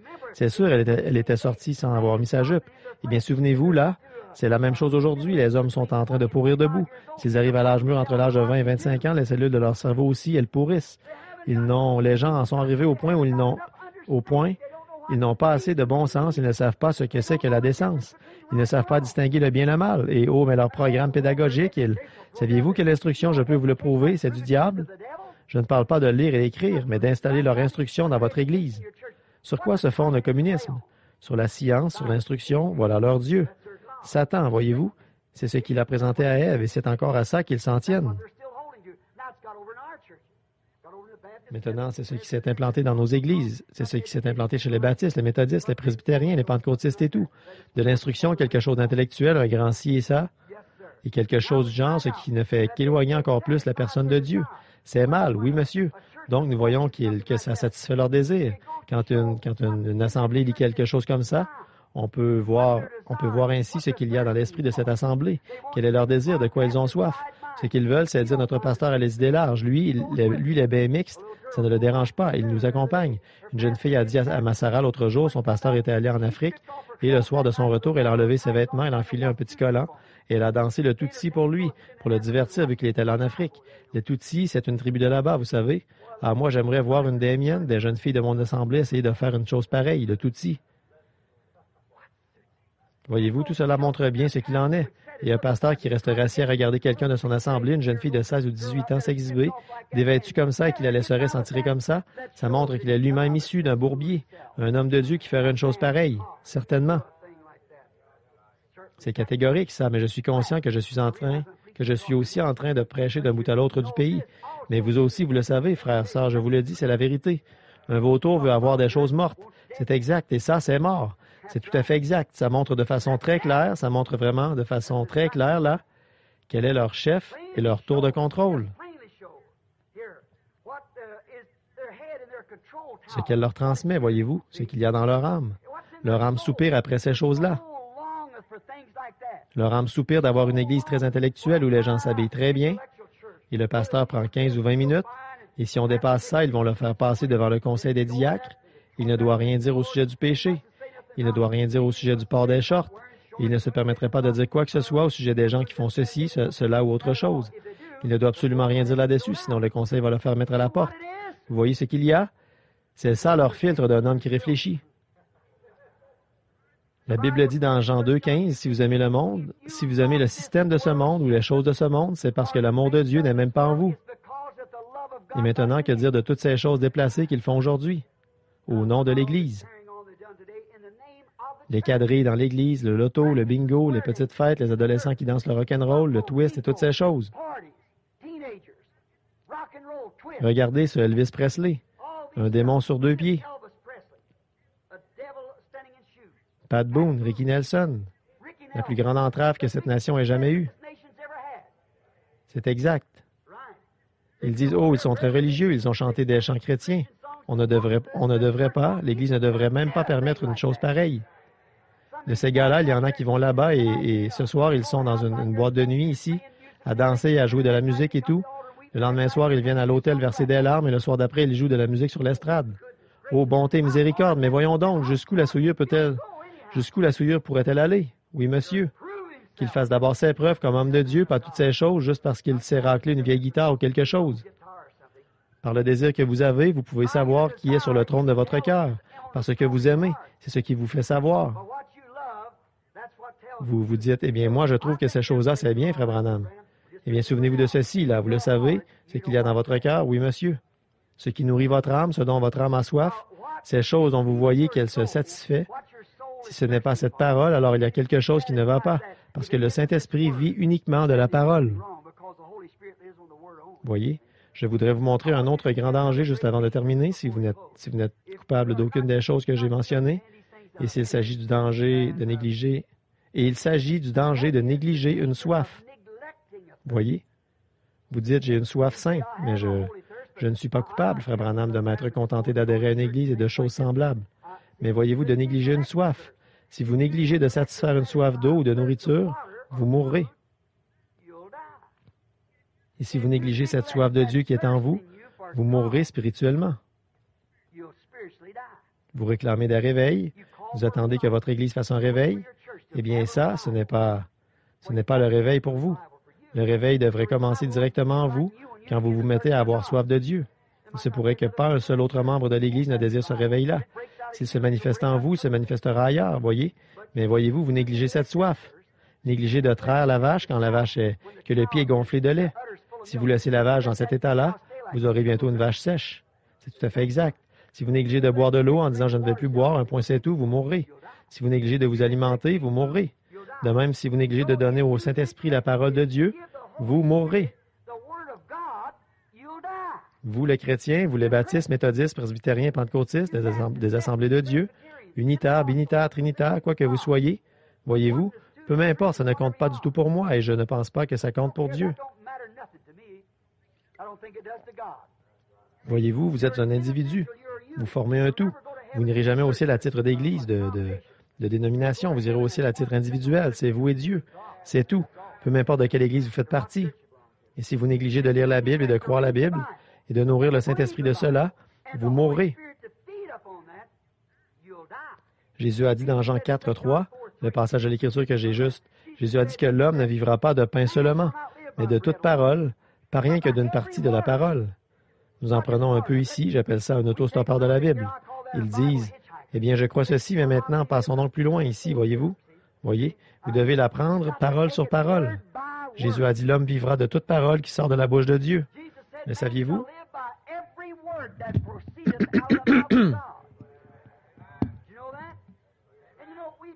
Et vous savez, nous avons fait du jour où nous vivons, nous avons fait de ce jour une perversion religieuse. Ma fille m'a fait venir il n'y a pas longtemps et elle me disait, « Papa, de l'autre côté de la maison, elle disait, viens, nous allons regarder une émission religieuse. » C'était des chants, ils chantaient des cantiques et il y avait une espèce de petit Ricky qui récitait ça sur l'estrade. Si j'ai jamais vu une pratique sacrilège, ça en était bien une. Ces gars-là sur l'estrade et ces gens, ça ressemblait plus à un spectacle de variété. Ils étaient censés représenter une tribu indienne et ils faisaient n'importe quoi et ils sautaient en l'air et se boxaient les uns les autres. Ou qu'est devenue la sincérité? Où sont passés ces cantiques à l'ancienne mode que nous chantions autrefois, alors que nous nous réjouissions dans l'Esprit de Dieu et que les larmes nous coulaient sur les joues? Maintenant, nous essayons de retenir notre souffle jusqu'à ce que nous n'ayons plus d'assez d'air, jusqu'à en avoir le visage cyanosé pour essayer de prouver que nous sommes quelqu'un comme chanteur. Voyez-vous, nous avons copié le style de Hollywood. Et toutes ces émissions que nous voyons qui présentent ces cantiques intellectuels et ces voix exercées. J'aime entendre de beaux chants, j'aime entendre de bons chants pentecôtistes à l'ancienne mode qui viennent du fond du cœur. Mais je déteste entendre ces grincements, ce qu'ils appellent chanter. Aujourd'hui, c'est exact. Je trouve qu'il n'y a rien de plus ridicule. C'est de la perversion, c'est exact. J'aime voir un homme qui est un homme. Je déteste en voir un qui sort avec les sous-vêtements de sa femme et ça remonte sur le côté, avec un rouleau qui lui descend sur le front ici et deux boudins qui pendent, comme une frange coupée ici devant. Ça, je ne pourrais pas appeler ça un homme. Il ne sait pas à quel côté de la race il appartient, voyez? C'est exact, vous voyez?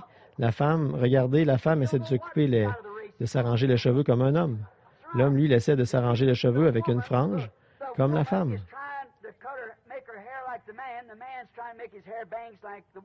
L'homme porte les sous-vêtements de sa femme, elle porte ses bleus de travail. Voyez-vous? Tout simplement une perversion. Ils font vice-versa. Et c'est pareil pour la nation, pour les gens, pour les églises, pour tout. Ô Dieu, où est la fin de tout ça? La venue du Seigneur Jésus-Christ, voilà ce qui va y mettre fin. Donc, si vous négligez de nourrir le Saint-Esprit de la parole de Dieu, Jésus a dit, toute parole sera donnée par le Saint-Esprit. Et maintenant, écoutez, si vous essayez de le nourrir de quelque chose qui ne convient pas, si c'est l'authentique Saint-Esprit qui est en vous, il reconnaîtra la différence. Maintenant, souvenez-vous, la parole de Dieu, voilà de quoi se nourrit le Saint-Esprit. Il ne se nourrit pas d'enthousiasme, il ne se nourrit pas d'instruction, il ne se nourrit pas d'une présence à l'Église, il ne se nourrit pas de théologie. Il y a une énorme différence entre quelque chose qui est inspiré et un point de vue théologique. Tous ces théologiens du temps de Jésus, oh, ils avaient tout ça bien aligné, une parole après l'autre, une page après l'autre. Le Messie devait forcément venir de telle façon. Ça donnait exactement ça, et tous, sans exception, ils ont passé à côté. Vous savez ce que Jésus a dit quand il est venu? Il a dit, vous avez pour père le diable, et vous ferez ses œuvres. Ça ne leur avait pas été révélé à eux, la vraie parole, ce que c'était. Voyez-vous, ils ont manqué les petits tournants, comme les gens les manquent aujourd'hui. Pourvu que vous apparteniez à ceci, que vous apparteniez à ceci, tout ira bien. N'allez pas croire ça, vous devez appartenir à Christ, et s'il y a quelque chose en vous qui est afin de Christ, souvenez-vous bien de ceci, quand vous étiez dans les reins de votre Père, vous étiez avec lui à ce moment-là. Mais votre Père ne vous connaissait pas à ce moment-là, et vous ne connaissiez pas votre Père. Il vous a fallu venir, naître. Dieu a pourvu d'un moyen par votre mère qui a servi de couche de semis. Et c'est là que c'est arrivé. Et alors vous êtes devenu un homme ou une femme, selon le cas. Et alors vous avez reconnu votre Père et votre Père a pu être en communion avec vous. Maintenant, souvenez-vous, si vous avez la vie éternelle, votre vie était en Dieu au commencement. Et la vie, Dieu est la parole. Et alors, quand la parole a été faite chair en Jésus-Christ, Dieu qui est descendu habiter dans son propre corps, qui s'est fait lui-même fils de Dieu, quand Dieu est descendu habiter là, vous étiez en lui quand il a été crucifié. Et vous avez été crucifié avec lui, et vous êtes mort avec lui au calvaire. Vous avez été mis au tombeau avec lui, sur la montagne, et vous êtes ressuscité avec lui le matin de Pâques. Et maintenant, vous êtes assis ensemble dans les lieux célestes en lui. Maintenant, vous êtes en communion avec lui. Voyez? Dieu lui-même est devenu l'un de nous. Personne n'a jamais vu le Père, le Fils unique du Fils Père est celui qui l'a fait connaître. C'est-à-dire que Dieu est devenu homme pour pouvoir être en communion avec vous. Comme homme, voyez.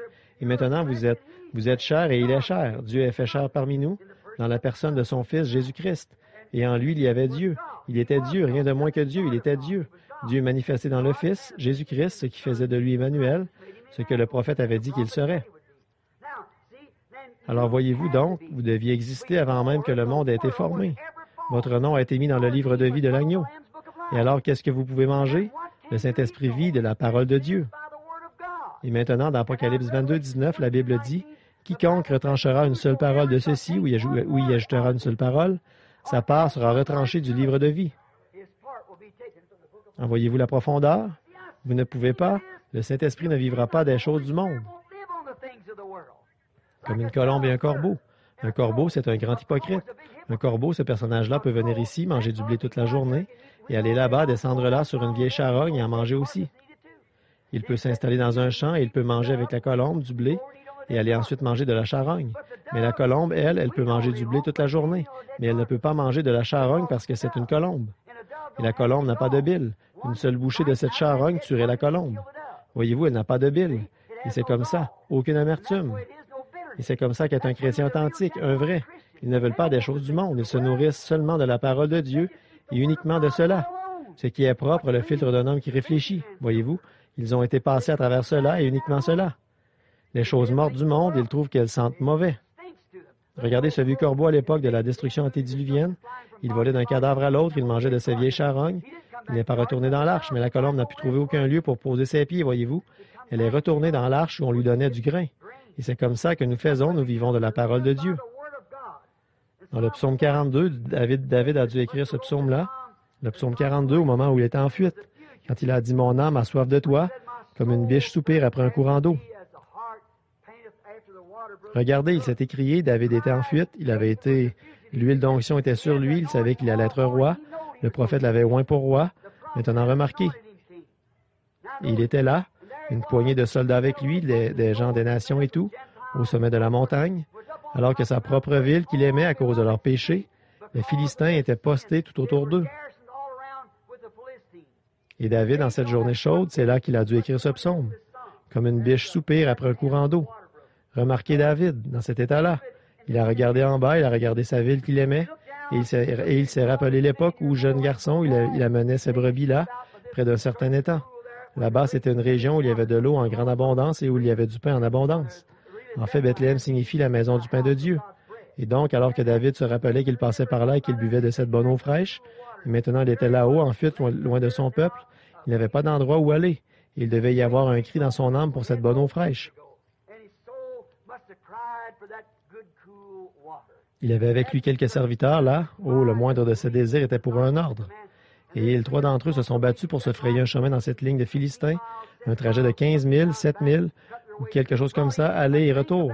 Ils se sont frayés un chemin en fauchant tout sur leur passage et ils lui ont rapporté de cette eau. Mais la soif de l'âme, son corps, David était là-haut probablement réduit à boire dans tout ce qui lui tombait sous la main. Des vieilles peaux de bouc et tout remplis de vieille eau chaude. En cette journée chaude, il s'est dit, si je pouvais seulement m'allonger et étancher cette soif que j'ai, si je pouvais seulement aller là-bas à Bethléem, m'allonger près de cette source et y boire. Et quand ils sont allés, là-bas chercher cette eau, et qu'ils l'ont rapportée, son âme avait une soif tellement plus grande, non pas de Bethléem, mais de ce qui venait de Jérusalem. Son âme avait soif. Alors il a offert cette eau en sacrifice. Il a dit, je ne voudrais même pas en boire. Il l'a répandue par terre. Voyez-vous, son âme avait plus soif de Dieu que de se satisfaire en étanchant par de la soif de son corps par de la bonne eau fraîche. Il l'a répandue par terre. Voyez-vous la maison de Dieu, les eaux qui rafraîchissent l'âme, celle de la Jérusalem d'en haut. Jésus a dit dans Jean 6, 33, « Je suis le pain de vie, je suis le pain de vie. » Bethléem, maison de Dieu. Notre Église, l'Église terrestre de Dieu, l'Église qui est ici sur terre. Nous aimons aller à l'Église ici sur terre, mais la Jérusalem d'en haut est plus grande, qui est Dieu. La Jérusalem d'en haut, qui est Dieu. L'âme a une soif plus grande d'être là-bas avec lui que de se satisfaire simplement en adhérant à une Église quelque part. Voyez-vous, d'adhérer à une Église ne satisfait pas cette soif-là.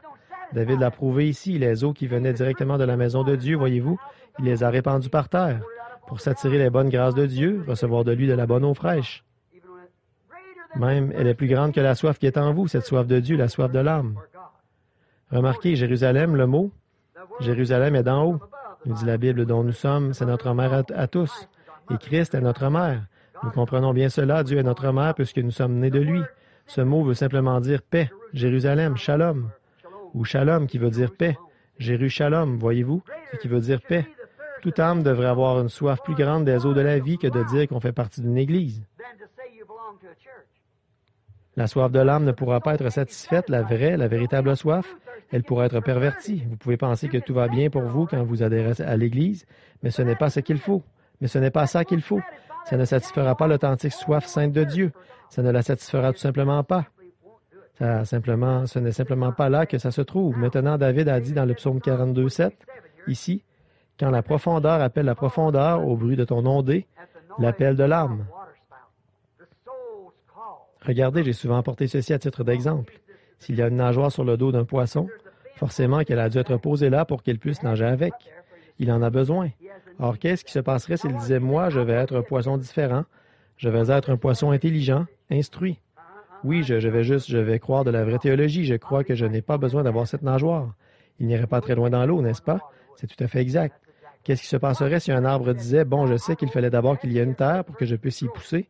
C'est exact, je suis censé pousser ici, mais je vais être un arbre différent. Je veux qu'il me mette juste ici, en plein milieu de la rue, pour qu'on puisse me remarquer. Voyez-vous, il ne vivrait pas très longtemps, voyez? C'est exact. Quand la profondeur appelle la profondeur, il faut plus que d'adhérer à une église. Il faut plus que de serrer la main au prédicateur. Il faut plus que de mener une bonne vie honnête. Il faut quelque chose qui va vous satisfaire à l'intérieur, quelque chose qui vient de Dieu et qui se répand dans l'âme. La profondeur qui appelle la profondeur, au bruit de tes ondées, ô Éternel. La profondeur qui appelle la profondeur. Quel genre de soif pensons-nous avoir en nous ce soir, nous les pentecôtistes, où en sommes-nous? Quel genre de soif se trouve en nous? Quel genre de soif se trouve en moi? Quel genre de soif se trouve en vous? Ne cherchez pas à faire taire cette soif sainte de Dieu. Il y a des années, à l'époque où il y avait de l'or, ici dans les montagnes, j'ai lu une histoire il y a bien des années, je ne l'ai jamais oubliée. Elle disait qu'un prospecteur était allé quelque part de l'autre côté des montagnes ici. Il prospectait pour trouver de l'or et il en a découvert un gisement important. Et en rentrant, il réfléchissait, quand il serait rentré en ville, ce qu'il allait devenir, ce serait la fin de tous ses problèmes. Et il essayait de se dire, demain, je serai rentré, il ne lui restait qu'un jour de route et il serait rentré en ville et il allait avoir cet or. Il en avait des grands sacs tout pleins. Il avait un chien qui l'accompagnait. Bon, je ne compare pas le chien au Saint-Esprit, mais c'est pour illustrer. Mais ce chien, pendant la nuit, ce prospecteur était étendu sur son lit et il s'est mis à penser, bon, demain, je vais apporter tout mon or là-bas et je vais devenir ce que j'ai toujours voulu être. J'ai toujours voulu être un homme riche. Je voulais avoir des belles choses et tout. Et là, le chien s'est mis à aboyer et parce qu'un ennemi approchait. Il est sorti, il a dit, « Tais-toi ». Alors le chien s'est calmé. Il venait à peine de se remettre au lit, il allait s'endormir et le chien a repris de plus belle. Il bondissait au bout de sa chaîne. Il est retourné à la porte et il a dit, « Tais-toi! Sache que demain, je suis un homme riche, tu vois. » Et c'était là ses grands rêves, mais le chien a recommencé à aboyer. Finalement, complètement démonté, il est allé chercher son fusil de chasse et il a abattu le chien. Il l'a tué. Il a dit, « Je n'aurai plus besoin de toi de toute manière. Demain, je suis un homme riche. Je serai un homme riche demain. » Il a posé son fusil dans le coin, le dos tourné à la porte et il s'est endormi. Et l'homme qui le suivait depuis plusieurs jours s'est glissé à l'intérieur et l'a tué. Il n'a pas été un homme riche. Voyez-vous, il a fait taire ce signal avertisseur qui essayait de lui indiquer que sa vie était en jeu.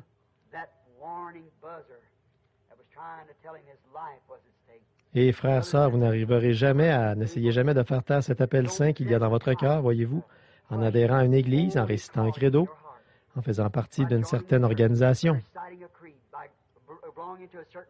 Il n'y a qu'une chose qui puisse le satisfaire, c'est la personne de Jésus-Christ. Comme une biche soupire après un courant d'eau, ainsi mon âme a soif de toi, ô Dieu. Mon âme a soif du Dieu vivant. Voyez-vous, il y a quelque chose en vous qui veut voir Dieu en action. Votre âme a soif de cela. Ne vous contentez de rien de moins que cela. Ne laissez pas un pasteur vous dire que tout ce que vous avez à faire, c'est de lui serrer la main, d'adhérer à l'Église ou de faire partie de telle organisation. Ne tuez surtout pas ce silence saint.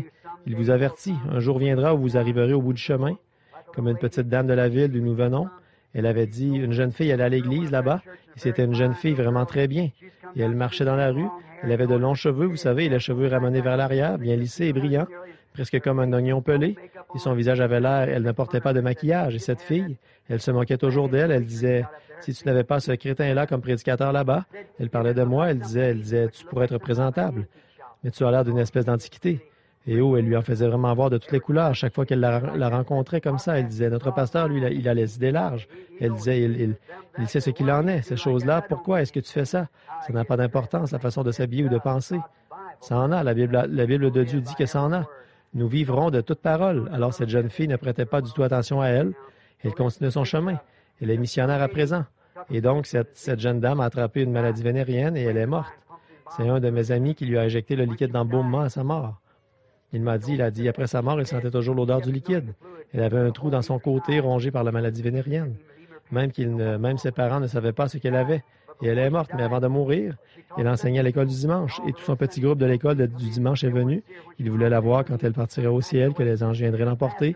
Son pasteur était à l'extérieur, il fumait une cigarette, il faisait les 100 pas dans le couloir de l'hôpital. Et ils allaient tous chanter quand elle mourrait, vous savez. Ils savaient qu'elle devait mourir. Les médecins avaient dit qu'elle se mourrait.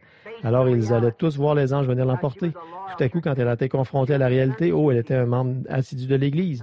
Elle était professeur de l'école du dimanche et un membre assidu de l'Église, d'une belle grande Église dénominationnelle. Mais quand elle a commencé à se débattre, que la mort s'emparait d'elle, les yeux exorbités, elle disait, « Je suis perdue. » Elle disait, « Je suis perdue. Allez chercher le pasteur. » Il a écrasé sa cigarette, il est entré, il a dit, « Allons. On va aller chercher le docteur, il va te faire une piqûre. » Elle a dit, « Je ne veux pas de piqûre. » Elle a dit, « Espèce d'imposteur, je me mords et je vais en enfer. Et je suis perdu parce que tu ne m'as pas dit la vérité. Va chercher la petite Good News et amène-la moi au plus vite. Elle a raison. » Attendez un peu d'être confronté à la réalité une bonne fois. N'essayez surtout pas d'arrêter ce silence sain. Ne vous en débarrassez pas en tirant du fusil à 2 coups de l'instruction moderne. Écoutez cet avertissement du Saint-Esprit ce soir qui vous avertit. Je suis le chemin, la vérité et la vie. Nul ne vient au Père que par moi. Et il est la parole. Courbons la tête un petit instant. Je voudrais citer encore une parole du Seigneur Jésus pendant que vous y réfléchissez. Jésus a dit dans Matthieu 5, « Heureux ceux qui ont faim et soif. » Vous êtes même heureux d'avoir cette soif en vous. En êtes-vous arrivé au point où votre système tout entier a été tellement pollué par les dénominations et les petits cultes et les petits clans et tout, les petites consignes sociales d'une église comme d'adhérer à des clubs et tout, d'aller d'une église à l'autre? Le diable a-t-il réussi à vous fournir cette eau polluée et vous en faites votre pâté comme un cochon dans sa mangeoire? Alors que vous ne savez même pas ce que c'est que d'étancher vraiment cette soif de Dieu, de le voir lui, d'en voir la réalité par le Saint-Esprit qui vit en vous et qui se manifeste? Si c'est votre cas ce soir, si vous avez encore soif de Dieu, laissez-moi vous dire. Il y a une source remplie du sang, des veines d'Emmanuel. Tout pécheur plongé dans ce flot est lavé de tout péché. Le brigand mourant vit avec joie cette source en son jour. Et moi qui suis vil comme lui, j'ai pu laver mes péchés. Depuis que par la foi j'ai vu ce flot, que ta blessure ouverte a pourvu pour moi, l'amour qui m'a racheté a été mon thème et le sera jusqu'à ma mort. Si vous avez cette soif-là ce soir d'en savoir plus sur Dieu et de vous rapprocher de lui, voulez-vous simplement lever la main maintenant pendant que toutes les têtes sont inclinées, dites « Priez pour moi. Ô Dieu, regarde ses mains. » Partout dans le pays où ceci est diffusé en ce moment, de l'Est au Nord, à l'Ouest et au Sud, vous qui êtes dans les salles, levez vos mains vers les pasteurs et ceux qui sont là, montrant que c'est votre désir, qu'il y a quelque chose en vous qui a soif de Dieu. Cette soif sainte. Ne la satisfaites pas. Oh, vous dites, Frère Branham, j'ai crié. Une fois, j'ai dansé dans l'esprit. Ne vous contentez pas de ça, non. Attendez que cette satisfaction vienne, cette portion qui satisfait pleinement, que la plénitude du Saint-Esprit entre en vous, et alors les cloches de la joie, de crier, de parler en langue et de danser de l'esprit, tout cela viendra. Vous n'aurez pas à attendre qu'il y ait de la musique pour le faire. Vous le ferez quand vous serez sur la route, dans votre voiture, vous le ferez quand vous balayerez le plancher. Vous le ferez quand vous enfoncerez des clous dans le mur en faisant votre travail de menuiserie. Où que vous soyez, il y aura cette joie ineffable et glorieuse. Maintenant, prions. Cher Père Céleste, Ce petit message de ce soir, long, il a pris du temps, il s'est prolongé, mais Dieu bien-aimé, que ton Saint-Esprit en transmette le sens à chaque cœur. Dans cette église même ce soir, de nombreuses mains se sont levées, partout, dans les couloirs et partout. Nous prions, Dieu bien-aimé, pour eux. Oh, que cette portion de Dieu qui satisfait pleinement, c'est-à-dire Christ, l'espérance de la gloire, l'espérance de la vie, en vous, puisse-t-il venir à chacun d'eux.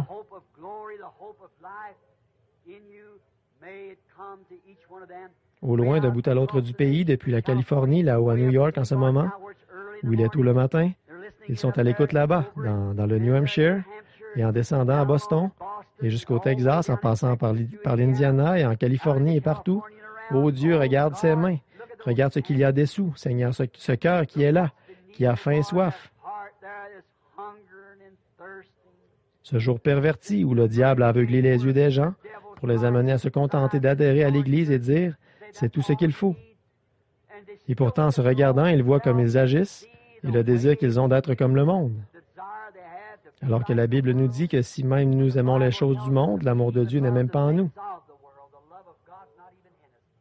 Rien que de penser, Père, qu'il puisse pervertir à ce point cette véritable parole, qu'il puisse dire « Oh, nous croyons la Bible, mais pas ceci.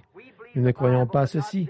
Nous croyons que ceci, c'était pour un autre âge. Nous croyons que cela, c'est telle chose. » Parce qu'une dénomination leur a tordu l'esprit pour qu'ils se retrouvent dans ce bourbier. Alors que Jésus a dit « Quiconque retranchera une seule parole de ceci ou y ajoutera une seule parole, sa part sera retranchée du livre de vie. » Dieu bien-aimé, de penser aux désillusions qu'il y aura là-bas au jugement, quand des gens auront mené une bonne vie, propres, saintes, seront allés à l'Église, aussi dévoués qu'ils pouvaient l'être, et perdus. De penser à ces pharisiens qui, dès leur jeune âge, avaient été formés dans la parole. Ils étaient sortis de différentes écoles et tout, ils étaient saints, forcément, sinon on les aurait lapidés. Et Jésus a dit, « Vous avez pour père le diable. » Israël qui était descendu là-bas, et que ceci serve d'avertissement aux pentecôtistes, Seigneur, d'un bout à l'autre du pays. Moïse, qui était prophète, il est allé en Égypte pour accomplir la parole de Dieu, pour leur apporter la lumière du soir. Et ils ont vu les glorieux miracles de Dieu. Et ils l'ont suivi, ils ont traversé la mer Rouge. Ils ont été baptisés de son baptême. Ils sont entrés dans le désert et ont mangé de la nourriture d'ange qui est descendue du ciel. Et ensuite, ils ont refusé d'accepter toute la parole quand ils sont revenus de Kadès-Barnéa à Kadès-Barnéa, après avoir été dans le pays promis, qu'ils ont dit, « Ils sont comme des géants, on ne peut pas y arriver, alors que Dieu avait dit, « Je vous ai déjà donné ce pays. » Frontaliers. Jésus a dit, « Tous, ils ont péri. Ils sont morts, perdus, sans Dieu, bien qu'ils aient fait toutes ces choses. » Ils avaient vu ces miracles, ils s'étaient réjouis, ils avaient dansé de long en large sur la côte avec Marie quand ils battaient le tambourin. Et seulement 3 de ces 2 millions de gens sont entrés. Nous sommes bien conscients, Père, que quand le sperme, les gènes du mâle et de la femelle s'unissent, il n'y en a qu'un seul sur 1 million qui est accepté. Un germe du mâle trouve l'ovule fertile de la femme, de la femelle, et 1 million d'autres périssent. 1 million, 2 millions sont sortis d'Égypte. 2, Josué et Caleb sont entrés dans le pays. 1 sur 1 million, Père. Je tremble quand j'y pense, de penser dans le monde entier aujourd'hui, il y a 500 millions de chrétiens, donc si tu venais ce soir, il y en aurait 500. Ô Dieu, que nous nous souvenions que chaque parole de Dieu est là comme mémorial. Nous devons y croire. Nous devons y obéir. Et quand tu as dit, « Repentez-vous chacun de vous et soyez baptisés au nom de Jésus-Christ pour la rémission des péchés et vous recevrez le don du Saint-Esprit. » Car la promesse est pour vous, pour vos enfants et pour tous ceux qui sont au loin, en aussi grand nombre que le Seigneur notre Dieu les appellera. Et ô Dieu, tu appelles encore ce soir et la promesse est valide aussi longtemps que tu appelleras. Le clergé a tordu l'esprit de ces gens et les a orientés par une école d'enseignement théologique, dénominationnelle, vers une chose de dire « Oh, vous n'avez qu'à croire ». Le diable croit aussi, mais il ne peut pas recevoir le Saint-Esprit.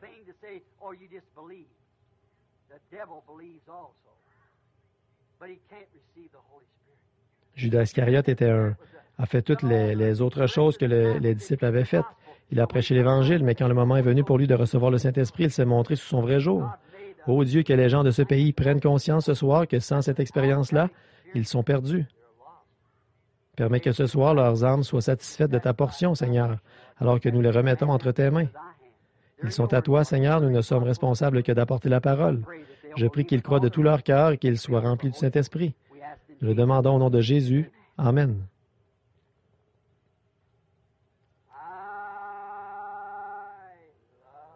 Je l'aime. Je l'aime.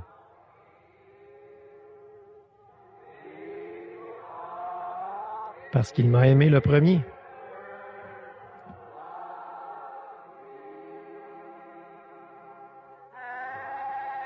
Et a acquis mon salut. Sur le bois du calvaire.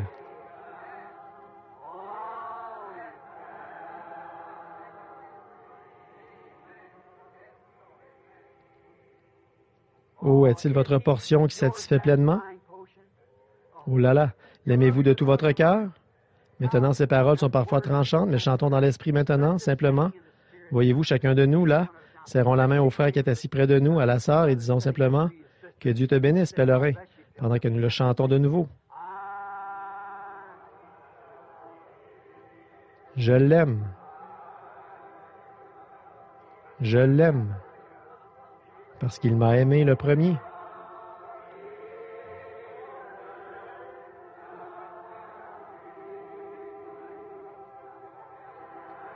Et a acquis mon salut sur le bois du calvaire.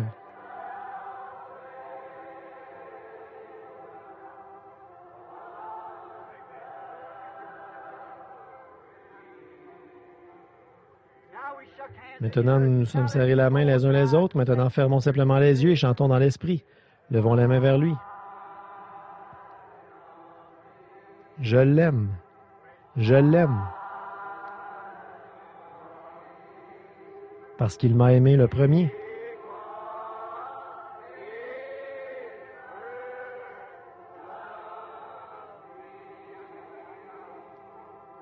Et a acquis mon salut sur le bois du calvaire.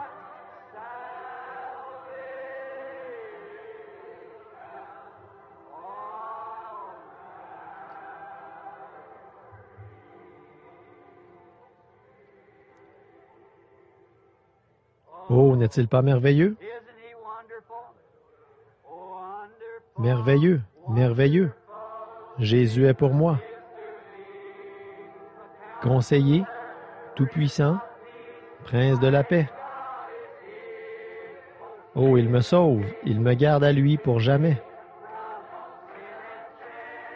Merveilleux est mon Sauveur, mon Dieu, mon Roi.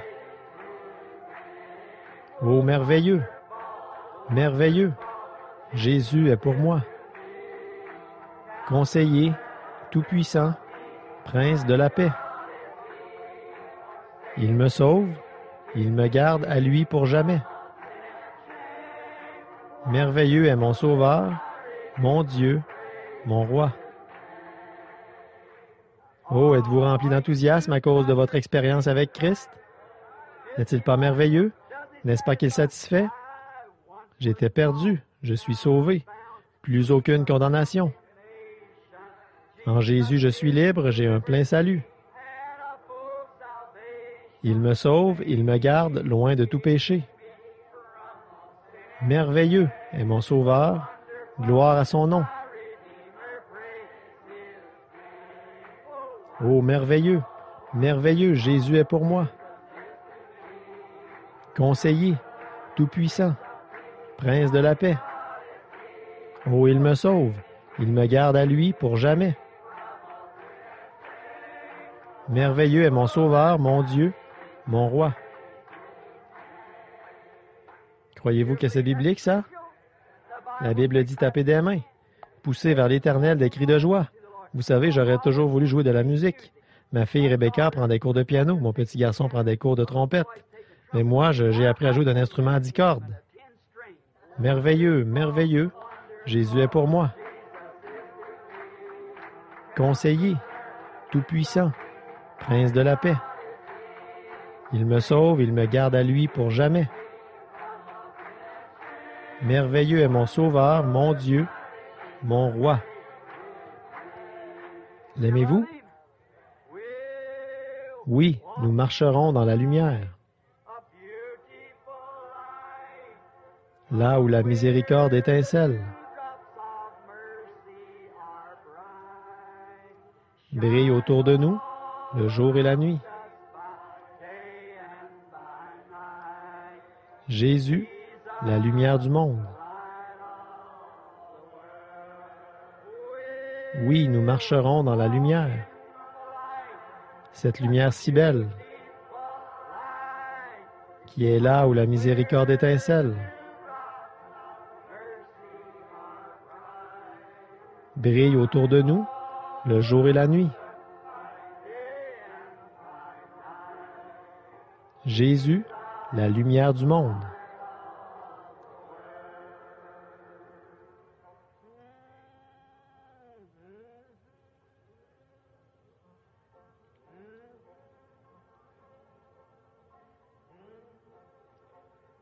Adorez Dieu de tout votre être.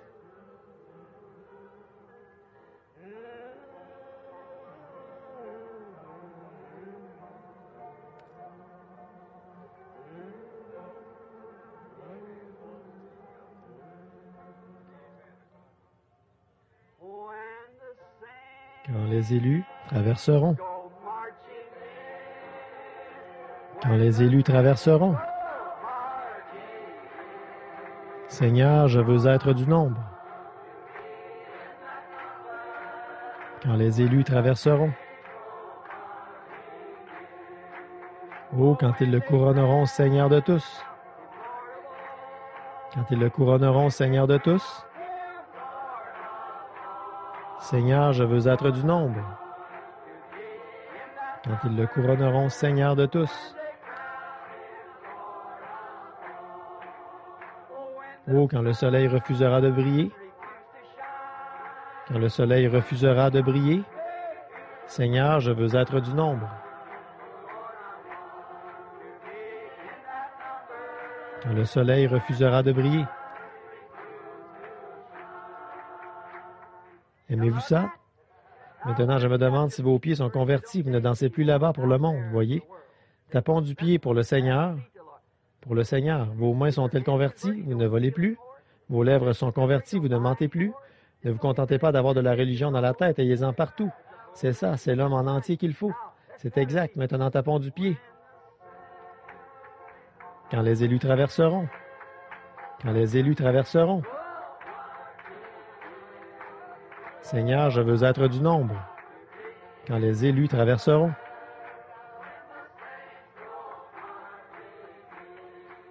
Oh, quand les élus traverseront. Quand les élus traverseront. Seigneur, je veux être du nombre. Quand les élus traverseront. Maintenant, levons donc les mains.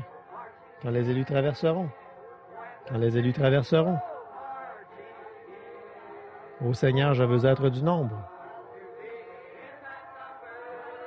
Quand les élus traverseront.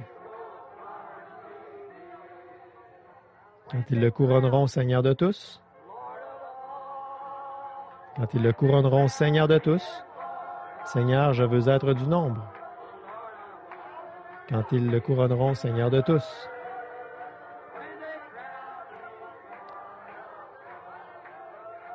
Vous l'aimez, n'est-ce pas? Alors oui, nous marcherons. Il est la lumière, vous savez, dans la lumière. Là où la miséricorde étincelle.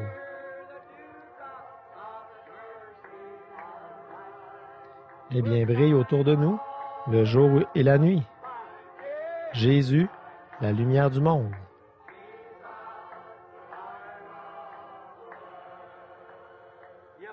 Croyez-vous qu'il est la lumière du monde? Mais croyez-vous, Paul a dit, quand je chanterai dans l'esprit. Si j'adore, j'adorerai dans l'esprit. Voyez-vous, quoi que vous fassiez, faites tout dans l'esprit. C'est exact. Et l'esprit fait vivre la parole, pas vrai? C'est exact. Oui, monsieur.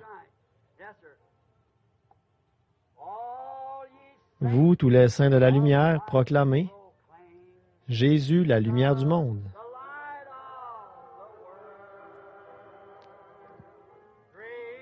la grâce et la miséricorde en son nom. Jésus, la lumière du monde. Alors qu'est-ce que nous faisons? Oui, nous marcherons dans la lumière.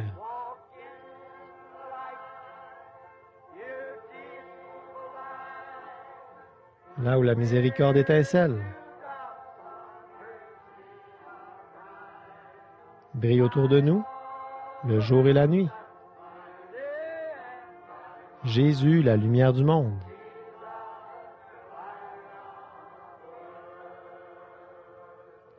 Excusez-moi de vous dérouter comme ça, les musiciens, mais je m'emballe simplement. Je ne sais pas faire autrement que d'adorer, simplement. C'est comme ça qu'on fait. Oui, monsieur, je suis reconnaissant de cette occasion, frère Mac, de venir fraterniser avec vous et votre assemblée ici ce soir, tous ces braves gens. Et vous qui avez levé la main pour le baptême du Saint-Esprit, j'ai confiance que vous viendrez voir le pasteur Mac ici, ou certains de ceux qui sont là, et que vous vous retirerez dans une pièce ici. Et souvenez-vous bien de ceci, quand Dieu a prononcé la parole au commencement et qu'il a dit qu'il y ait, il fallait qu'il y ait. Et il a dit, heureux ceux qui ont faim et soif de justice, car ils seront rassasiés. Voyez-vous, ça ne peut pas faire autrement que d'arriver. Passez voir votre pasteur ici et soutenez-le alors qu'il prêche l'Évangile. Maintenant, chantons encore ce bon vieux cantique. J'aime vraiment ça. Oui, nous marcherons dans la lumière. Jésus a dit, je suis la lumière et vous êtes en lui. Voyez, comment entre-t-on en lui? En adhérant à lui? Non. En tremblant? Non. Par le baptême d'eau? Non. Nous sommes tous baptisés d'un seul esprit pour former un seul corps qui est le corps de Christ. Et dans ce corps, il y a 9 dons spirituels qui se manifestent dans le corps local, l'Église locale. Ça, c'est bien apostolique si j'en sais quelque chose. C'est exact. Alors oui, nous resterons dans la lumière.